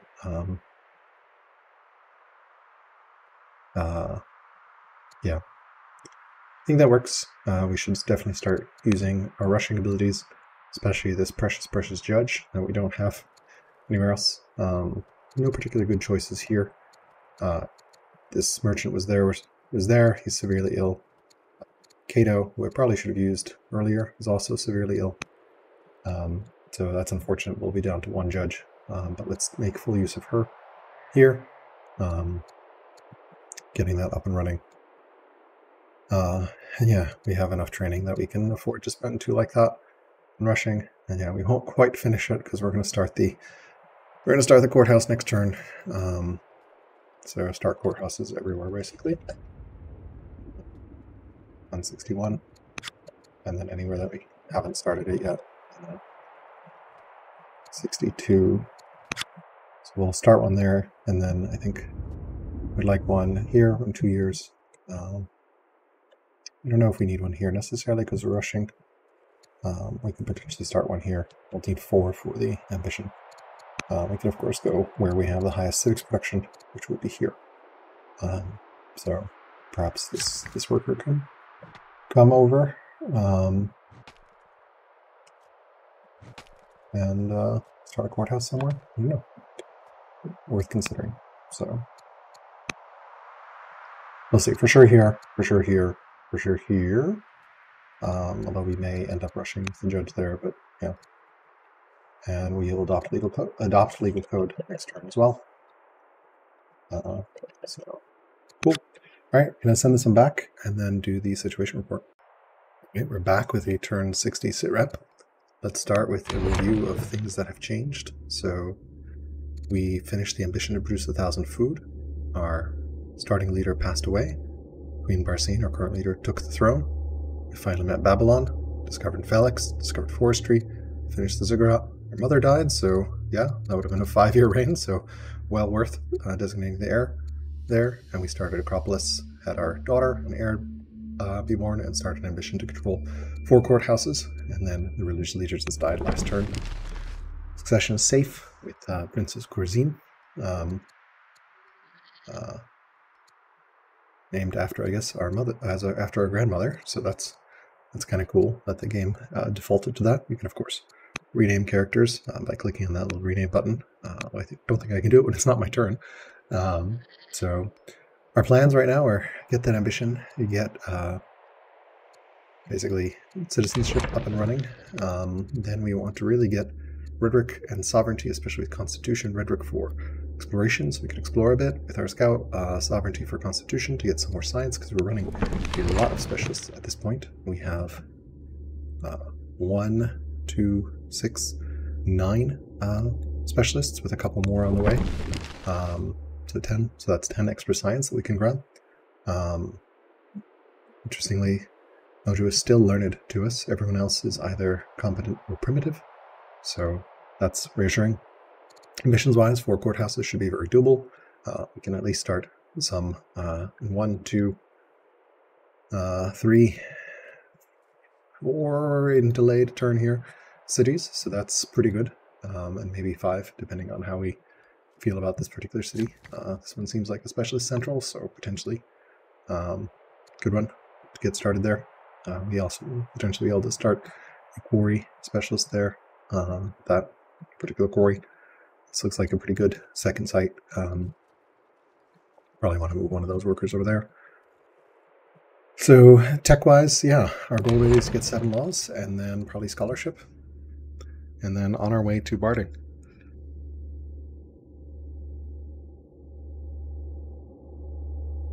I think on our way to barding, and then potentially picking up portcullis and compo on the way, especially drama. Yeah, so scholarship, I think, to power the rush to barding, with portcullis and compo on the way once we get sovereignty. Potentially coinage being picked up as well, so we can reduce discontent here. We may also want to get walls in this city, because walls will reduce discontent a tiny bit, and we're floating right around a very, very slow game. I don't think it's worth buying. I don't think it's worth using stone for the necropolis. I'd rather use stone to rush out.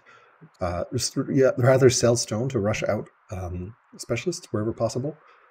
We can also rush with orders thanks to orthodoxy, so we're going to keep doing that. Law and theology wise, we're done with our theologies, legalism and revelation.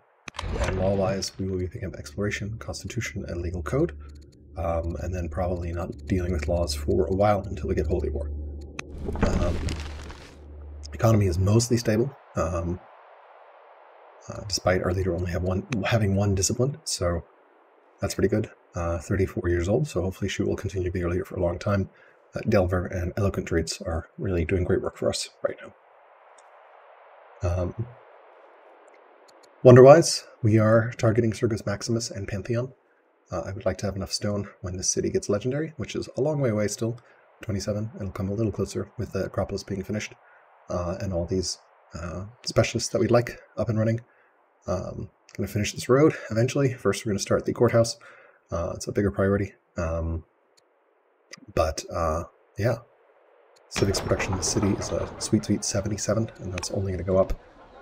So, cities by training, we're getting there. Ekbatana at 32, although it doesn't have horses, which is a downside. Persia is at 21, and will continue to go up as we get officers there. Definitely going to be a second military production site, especially since it's our only strong city. This city has 28 years to go, and horses, and this year's 48 years to go in horses, so we're going to try to get this one up to strong as quickly as possible so we can get our unique unit. But realistically, we may produce here and here, while we also need to get horses here, and then send them here to upgrade, which is expensive, but works. We balanced out our wood economy here, and should be very slightly positive here once these three lumber mills finish, and probably can start focusing on getting more mines, because we're a little short on iron. Definitely okay on stone. We'll just finish these quarries that are just too good not to get. Probably some here that are also too good not to get quarry-wise. Like, we can take a look at the quarry map and just take a look here. There's a couple, like 14 spaces that we probably want to get. 11, 14. That one probably will be a lumber mill. Yeah, so this one may go start at a may start a courthouse. We'll see. Potentially could start one here as well. We'll think about it. So, sources of science. Persia is at 25 science, thanks to centralization, the double monastery with double monks. So, yeah, that's pretty good. And Cyrus is not too far behind. We will festival this year, and then hopefully we'll should have enough to start a second elder monk in this city. The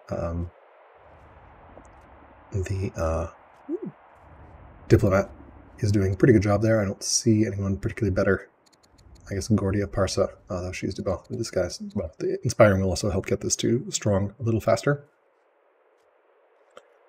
Family opinion, everyone is friendly, although these folks still need to convert. We were converting, I think, someone in the Statesman family, and they didn't quite convert back. We'll probably want to convert her again when we finish influencing here in 2 years. This family should flip any time now. So expect that, and then we'll just make sure to keep all three families the right religion, Judaism, and then we should keep everyone friendly. Let's take a look at some graphs. Victory points. This was Ishtar, the 11 to 21 point jump. Resource prices, food, embroidering, stone evening out, wood continuing to go up, iron also beginning to go up more. Military score. We haven't really done a lot in the last 10 years for mil score.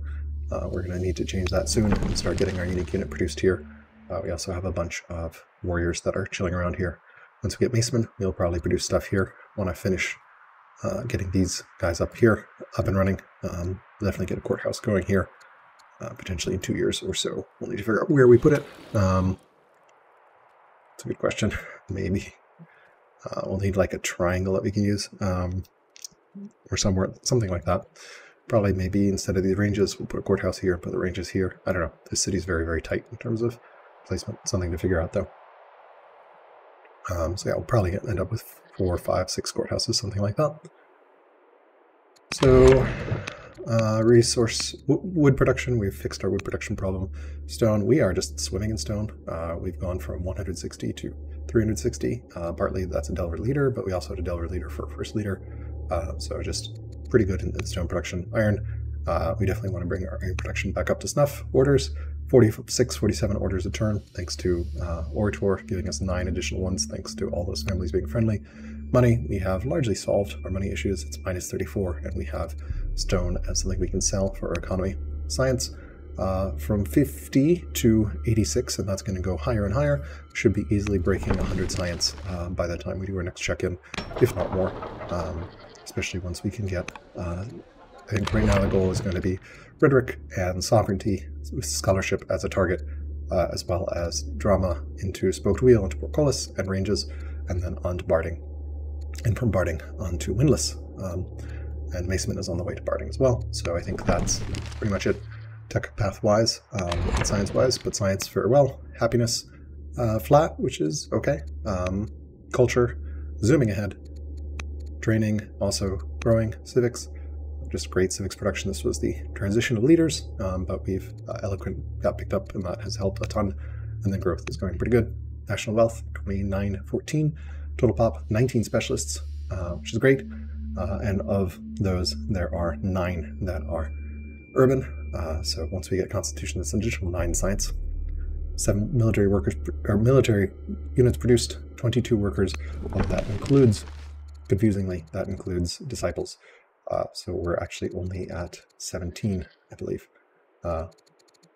because it puts disciples in the list, but we only have 17. We're going to finish another worker here, and that is it for our workers. We should have 6 for each family, except for clerics get 7, because I want to have 3 in the capital, because there's probably going to be one building wonder much some of the time as well. All right. We've killed 10 units, cleared 6 camps. Nothing has changed here since the last check-in. 105 improvements, 29 quarries, so we probably okay on quarries, probably get in the low 30s, and 2 wonders. So let's talk about the state of the game. We have a uneasy truce with Mojo here. He's off attacking Babylon, I think. I see some combat here. The city doesn't look damaged. But yeah, so I have no desire to attack Mojo right now. I will reserve the right to do so should I need to, but he's been a good neighbor at this time. And he also conveniently shelters me from everyone else in the game. I have a very easy march towards his capital here, should I desire to attack. I will need to wall off some of these ways that he can attack me, largely with forts. There's a bunch of choke points I'll need to take care of. That's going to be an investment, especially here, the big one, this desert. So, as well as here, and I guess a real easy choke point. I don't think I can build a fort on the sand, so we'd have to do something like here and here, maybe. 2 volcanoes, that's probably right.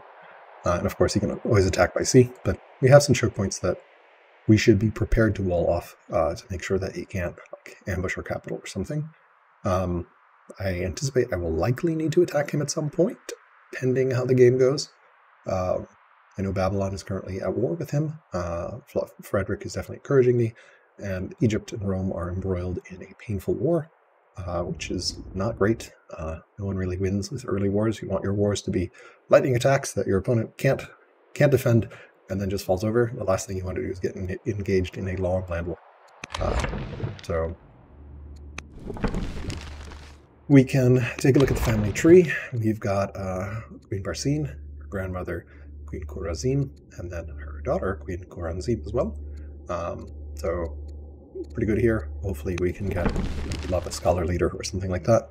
Once we finish Acropolis, and once we pick up Rhetoric, we'll also want to get forums everywhere for another 4.5 orders.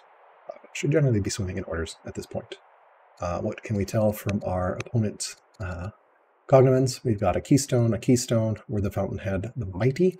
Haven't seen that one too often. That's just killing a bunch of military units. So Mojo definitely killing a bunch. And then the keystone.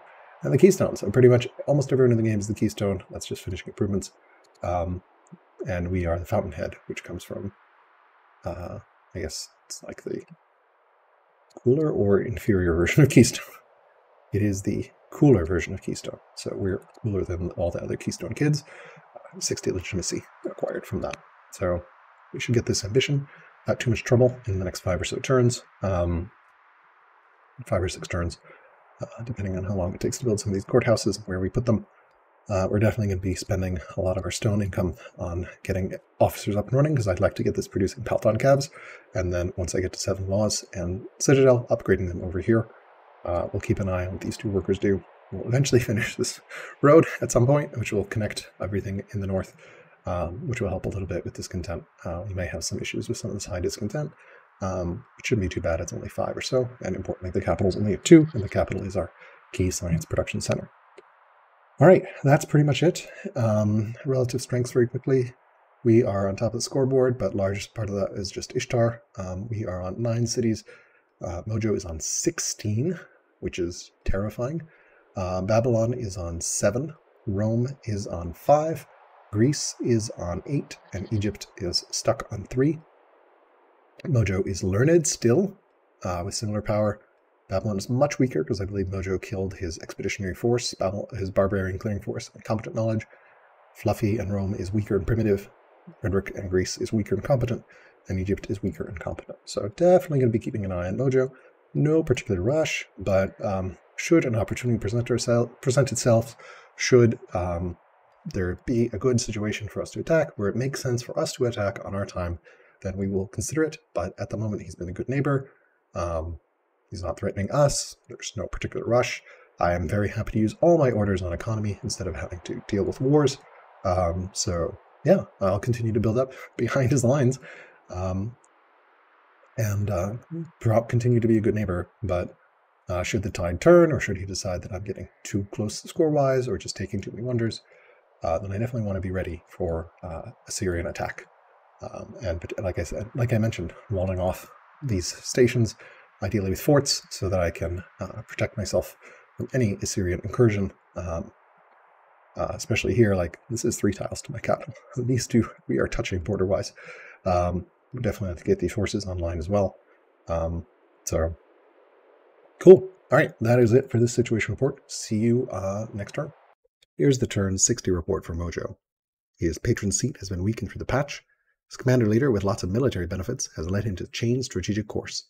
Another factor that he was not lucky getting a builder or an orator leader for more peaceful economic play. His previous hoped adopted heir, Tilgath-Pilazar, is currently a deceitful burden, burning almost 50 gold a turn. Lastly, diplomatic relationships have stabilized. Persia is focused on building, Rome is fighting with Egypt, Greece is also focusing on peaceful science play. That leaves Babylonia as the real threat, and, horrifyingly, Babylonia also tried to settle near the Numidian camp, which Mojo decided he could prevent through killing 3 Babylonian warriors and 2 Numidians with awesome crit hit route skills, thanks to his commander riding a chariot. He underestimated the cost of heavy expansion. Currently, he's burning minus 300 gold a turn, which he can only balance out through selling stone. And so he's focusing on getting more quarries up. He decided on refocusing from builder to warfare against Babylon, and his future plans include weakening Babylon, stabilizing the resource economy, and finalizing expansion through settling the remaining sites with clerics to build monasteries for science. Let's take a look at screenshots. Here we see in the north, he has conquered Dilbat, one of those Babylonian cities, has some chariots ranging pretty far into Babylon's territory, and is pulling up more troops to continue, and also has a ram in place with a hero, which is pretty terrifying and strong. Growth, civics, training, culture, happiness, science at 76 a turn, money, orders at 46 a turn, food, iron, stone, 156, continuing upgrade, military score, 2791, a significant increase from 10 turns ago. You can see he's produced 13 military units here and also has a bunch of improvements. You can see money rate, painful minus 337, as well as that minus 41 from Duke Tiglath-Pileser, so pretty painful there. Science at 77, and civics at 68. Those are pretty scary military traits on that commander leader. We see the interior here where he's settling, and that pretty much ends this turn 60 report. Fluffy Bunny here for a turn 60 situation report. So the war in Egypt has not gone perfectly. We've had to retreat back from Zau.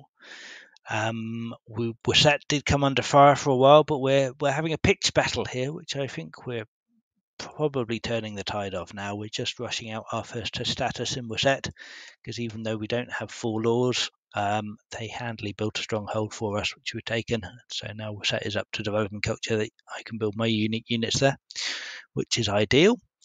So yeah, having a good fight here. It's leaving us kind of crippled and falling further and further behind everyone else. If we look at Frederik, is similar strength now, as well as being erudite. He's got his 4 laws up, and in his capital we can see he's got 6 science from the family seat, which means he has 24 base science in there, which is quite a lot. Not a massive amount, but still way more than we do. Compare that to Rome, we have 5. So in fact, yeah, 6 base science, but we're actually losing a bit due to discontent. We're discontent level 5, Frederik's 5 as well, so I guess that's probably about right. It's cancelling out his sage bonus.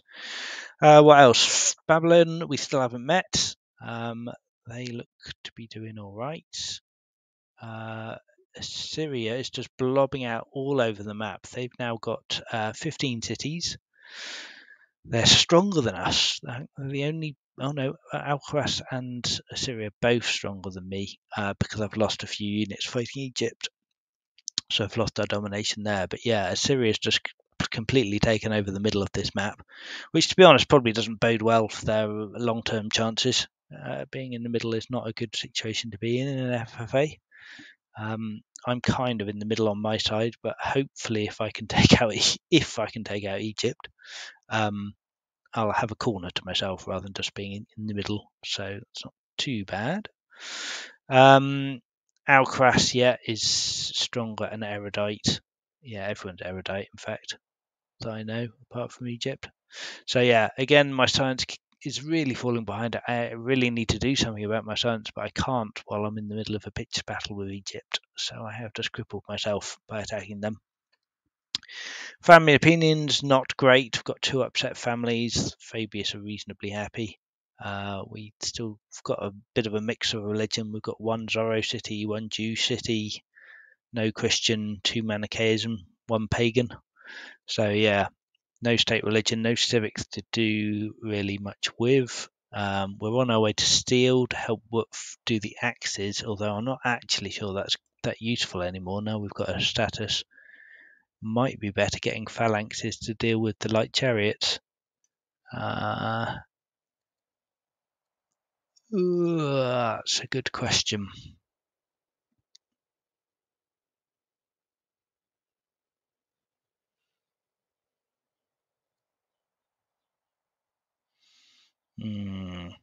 Here's a good question. Yeah, I think we might be better off going for phalanx. Some more useful tech on the path to other things as well. So yeah, that's that.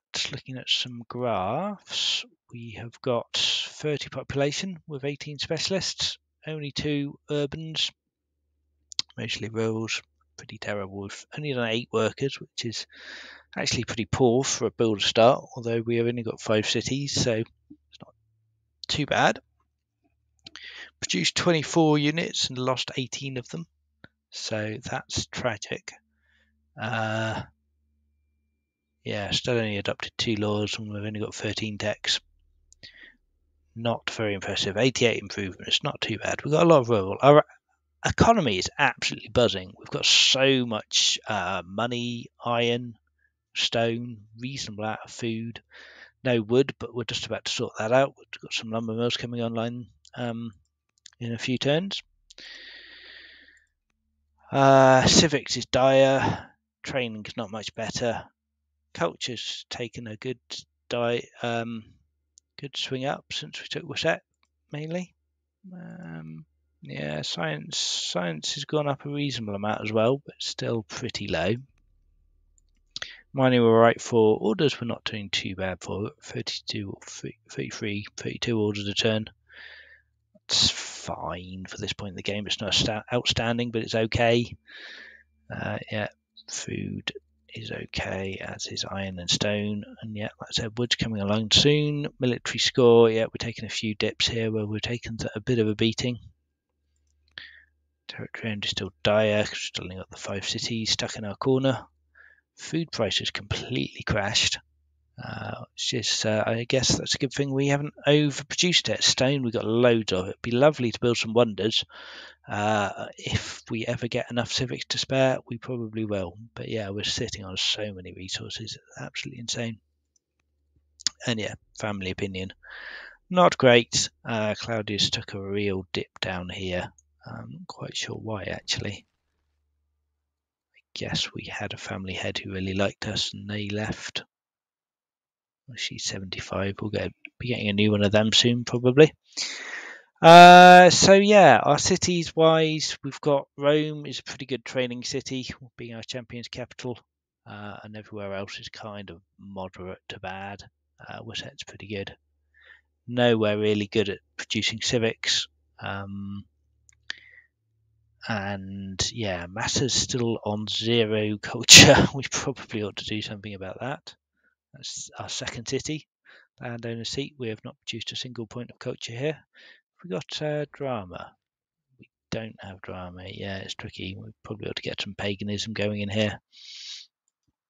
Let's just set a reminder for that. Paganism in Massa. Turn 61. So yeah, it's our cities. Timeline wise, what has actually happened? We did an ambition to produce 1,000 iron, which we completed in 6 turns because iron production is insane. Alcaras has completed the ziggurat and started the Acropolis. We've started an ambition to field 8 generals, which is going to be a bit trickier, mainly because of the lack of training. Although we're getting better, we've got a hero heir and a second in line who is a zealot with 7 courage now. It's not too bad. Unfortunately, he's disappointed with us, which is tanking that yield somewhat, but it could be worse. And I think that is about it, really. Yeah, just the 2 laws, slavery and serfdom, pretty dire. Tech-wise, we have got not a lot, because our tech is so bad. We need to get to sovereignty to get our 4 laws up.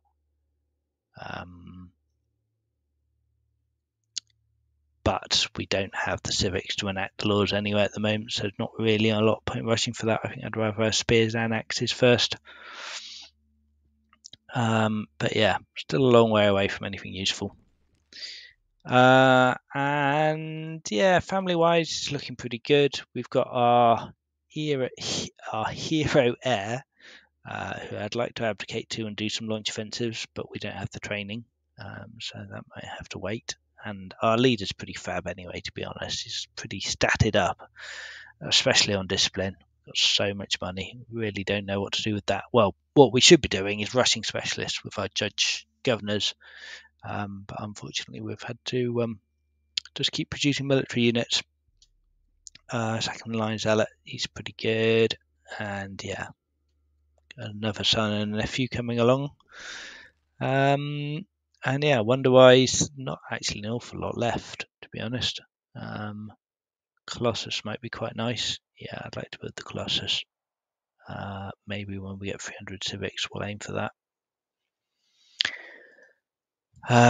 Because I think Rome's just got strong this turn.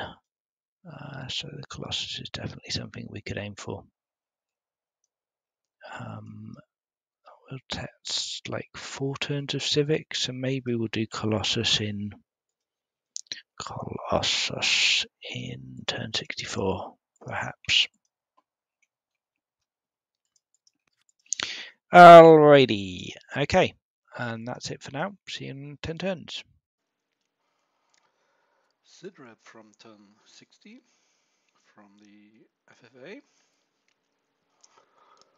And while we are sitting quietly in our corner, the world is starting to burn more and more. Syria has started to move on Babylon. So Babylon is probably not doing much more in this game except for defending. I'm still kind of holding back upgrading. Our iron income is increasing quite decently now. And we are finishing up citizenship. So next turn we will have legal code, and then fortunately we can get neither battle line nor stirrups next turn. This will be our draw, and I'm leading towards metaphysics in preparation for getting a state religion. Since I won't be having the religious head, convert to state religion is the only option I have for converting characters. So I will be needing that if I want to make Christianity my state religion. Originally I had plans to do this this turn, but I need these civics for legal code next turn, so I can't quite do it yet. I didn't put anything in here. So this will, legal codes will boost our income. We're also switching out of these officers. There will be one more turn. This will be rushed next turn, and then the city is done with officers for now. The city will also be done with the second officer in here. We're switching into chariot production in this city. This already also has one Olympiad done, so decent production in here. Down here we'll also start, we will be starting some slingers.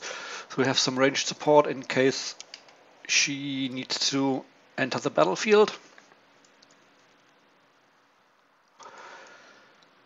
Otherwise, in terms of infrastructure here, started some mines in here as well. Started pushing the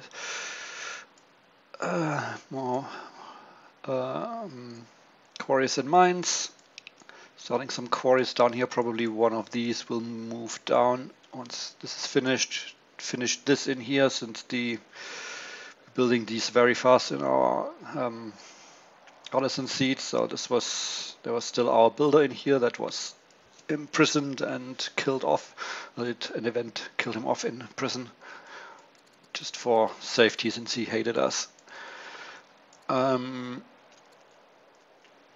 It's not much going on. Getting some stats. I think he got another stat point or so. We're getting decent growth out of him still. But with the delay on state religion, it's a good chance he just dies off before I can use this growth to build disciples, which is unfortunate, but that's the way it is.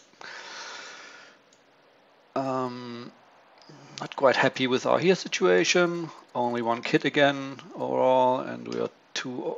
I think 49 is the age where you're definitely infertile, but getting a kid from here on is pretty unlikely.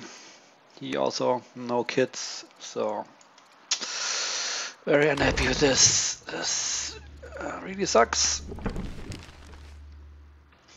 We did get some luxuries online, sending them around to the families. They're still pretty unhappy overall. Need to finish some of these ambitions to get my legitimacy up. So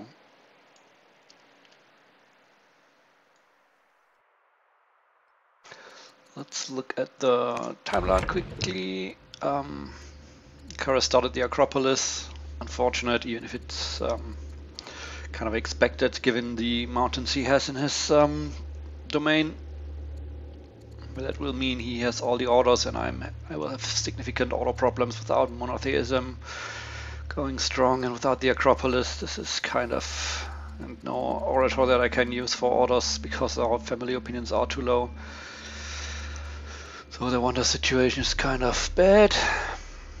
Grom is a decent invasion target because of the wonders, but it's hard because of the mountains. So got sovereignty. Do have constitution now enacted. Some people died. Lighthouse completed. Yeah, pretty uneventful aside from the starting the Acropolis.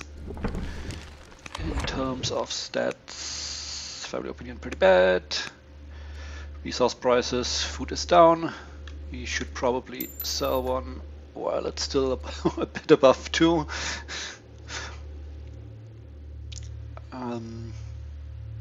Stone, what's kind of getting sold off. I guess this alcaras that has nothing to do with the stone. It's all the, I mean, not every wonder. done, but yeah. Military score, we are getting not too much in the last few turns. We are holding off on upgrading still, hoping to get battle line soon. Wood going down despite losing wood. I have tons of wood from all the forests that I've been building on and removing for other improvements. It's actually crazy, that much wood with 7 minus wood here. Oh yeah, the units, our ships cost a lot of wood now. Stone going up, iron going up very fast.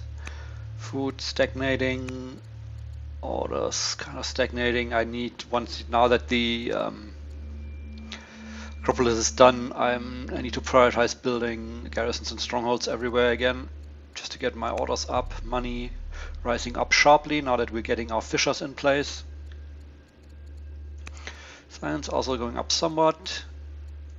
Happiness going down, culture, training stagnating a bit, but we're getting some officers in place. Civics also stagnating, but most of that goes into production, since we are getting almost none of our base income. Growth also stagnating. So in terms of stats, we are fairly rich in terms of resources, mostly based off our wood. Production, good ratio here. Our growth from our salad chancellor helping out a lot. Also, I do have a decent amount of growth resources, and lots of those are boosted by our Pathfinder leader. Specialists, we are getting some good offices done now. The capital is still focusing generally on urban specialists as well. Building some units, not too many yet, since we've investing in officers. Technology is 21. Improvements, oh, whoops. I'll quickly look here, mostly investing in these. Also, a bunch of hamlets are now online, as well as Odeons and theaters.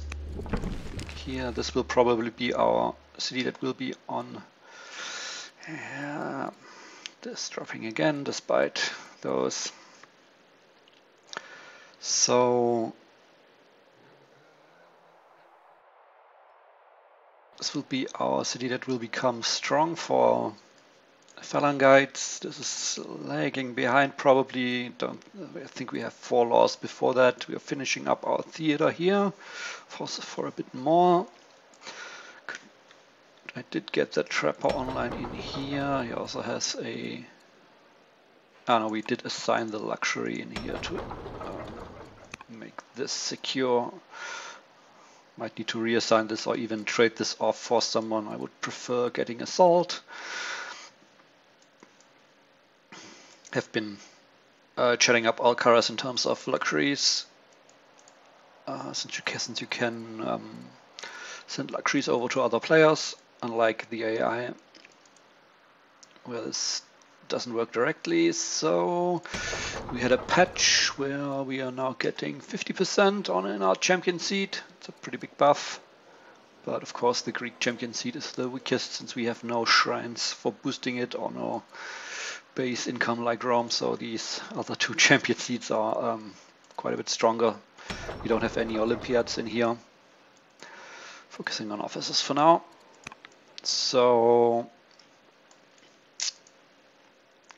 otherwise, the Roman and Egyptian, they did drop another city, so looks like Egypt is getting pushed out.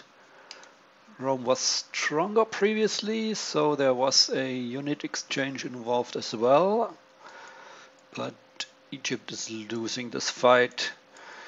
Well, this is a choosy target to invade and backstab. I think we need to keep Rome strong so we can actually check Assyria, since Assyria is kind of expanding all over the place.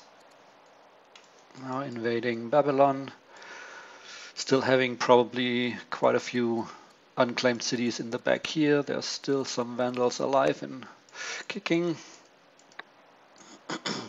Alcaras is sitting back and echoing up for his unique unit timing, at which point he will probably try and strike against Assyria, which I will probably need to join in somehow. Maybe if he comes close enough to some of my cities. These doesn't count as friendly on neutral rivers. We're at peace, so it's not friendly. We didn't alliance for friendly, and I don't have exploration enacted yet. And I'm lacking the civics kind of here for the laws. So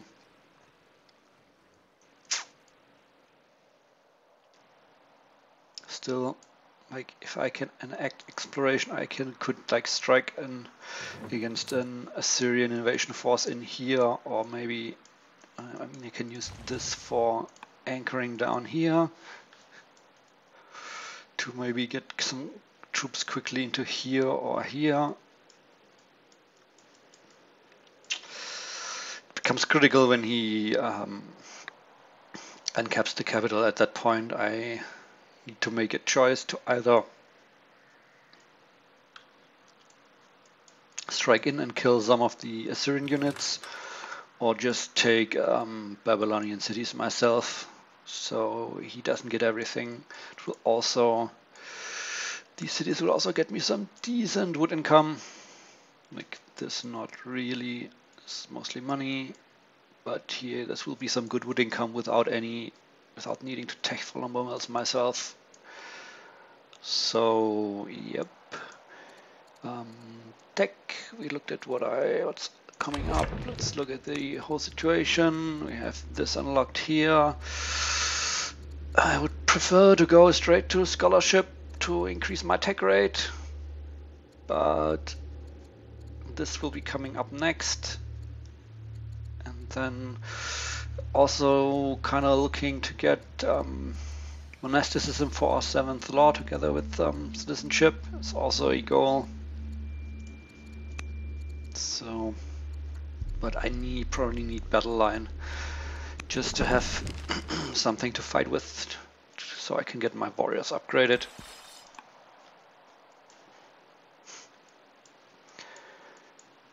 And with that, I think we're mostly done. We could look at the other situation.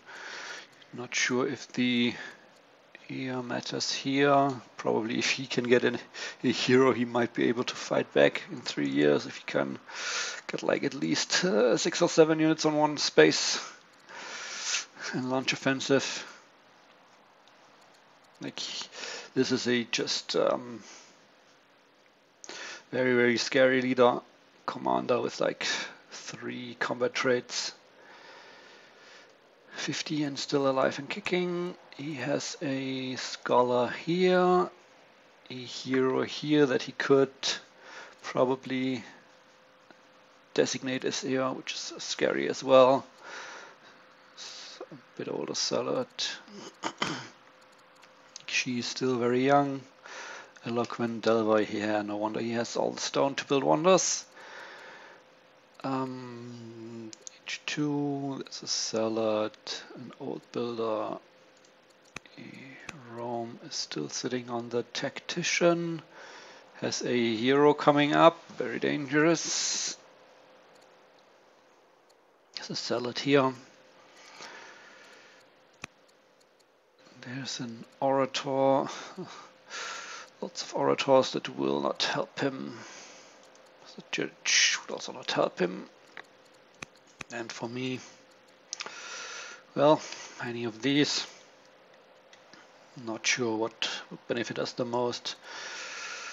Scholar is decent just for teching, since we are going to be getting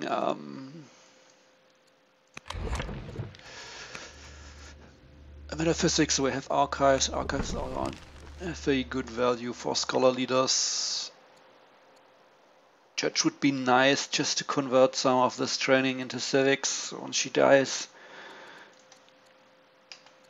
Builder, I'm not sure. sure will help us in rushing buildings. I mean, rushing these, we are closing in on our Shrine of Wisdom circle. So in 3 turns, we can start our first 2 courthouses. And then we're getting our ministry here as well, which will be 3 plus 50% from the Call of the Mother. So we're already sitting at 4.5 civics out of that, which is decent. Still pretty late for that. So I think I've talked enough. It's been going for long enough. I did grab 1 priest from paganism just to keep the opinion up as well. Also, this makes him very likely to take over paganism, which helps with opinions. Did cost 100 civics, which was quite expensive. Anyway, let's end it here and see you in 10 turns, or depending on these developments here, maybe there's going to be some other combat report in between, but not too likely. So, see you. Bye bye.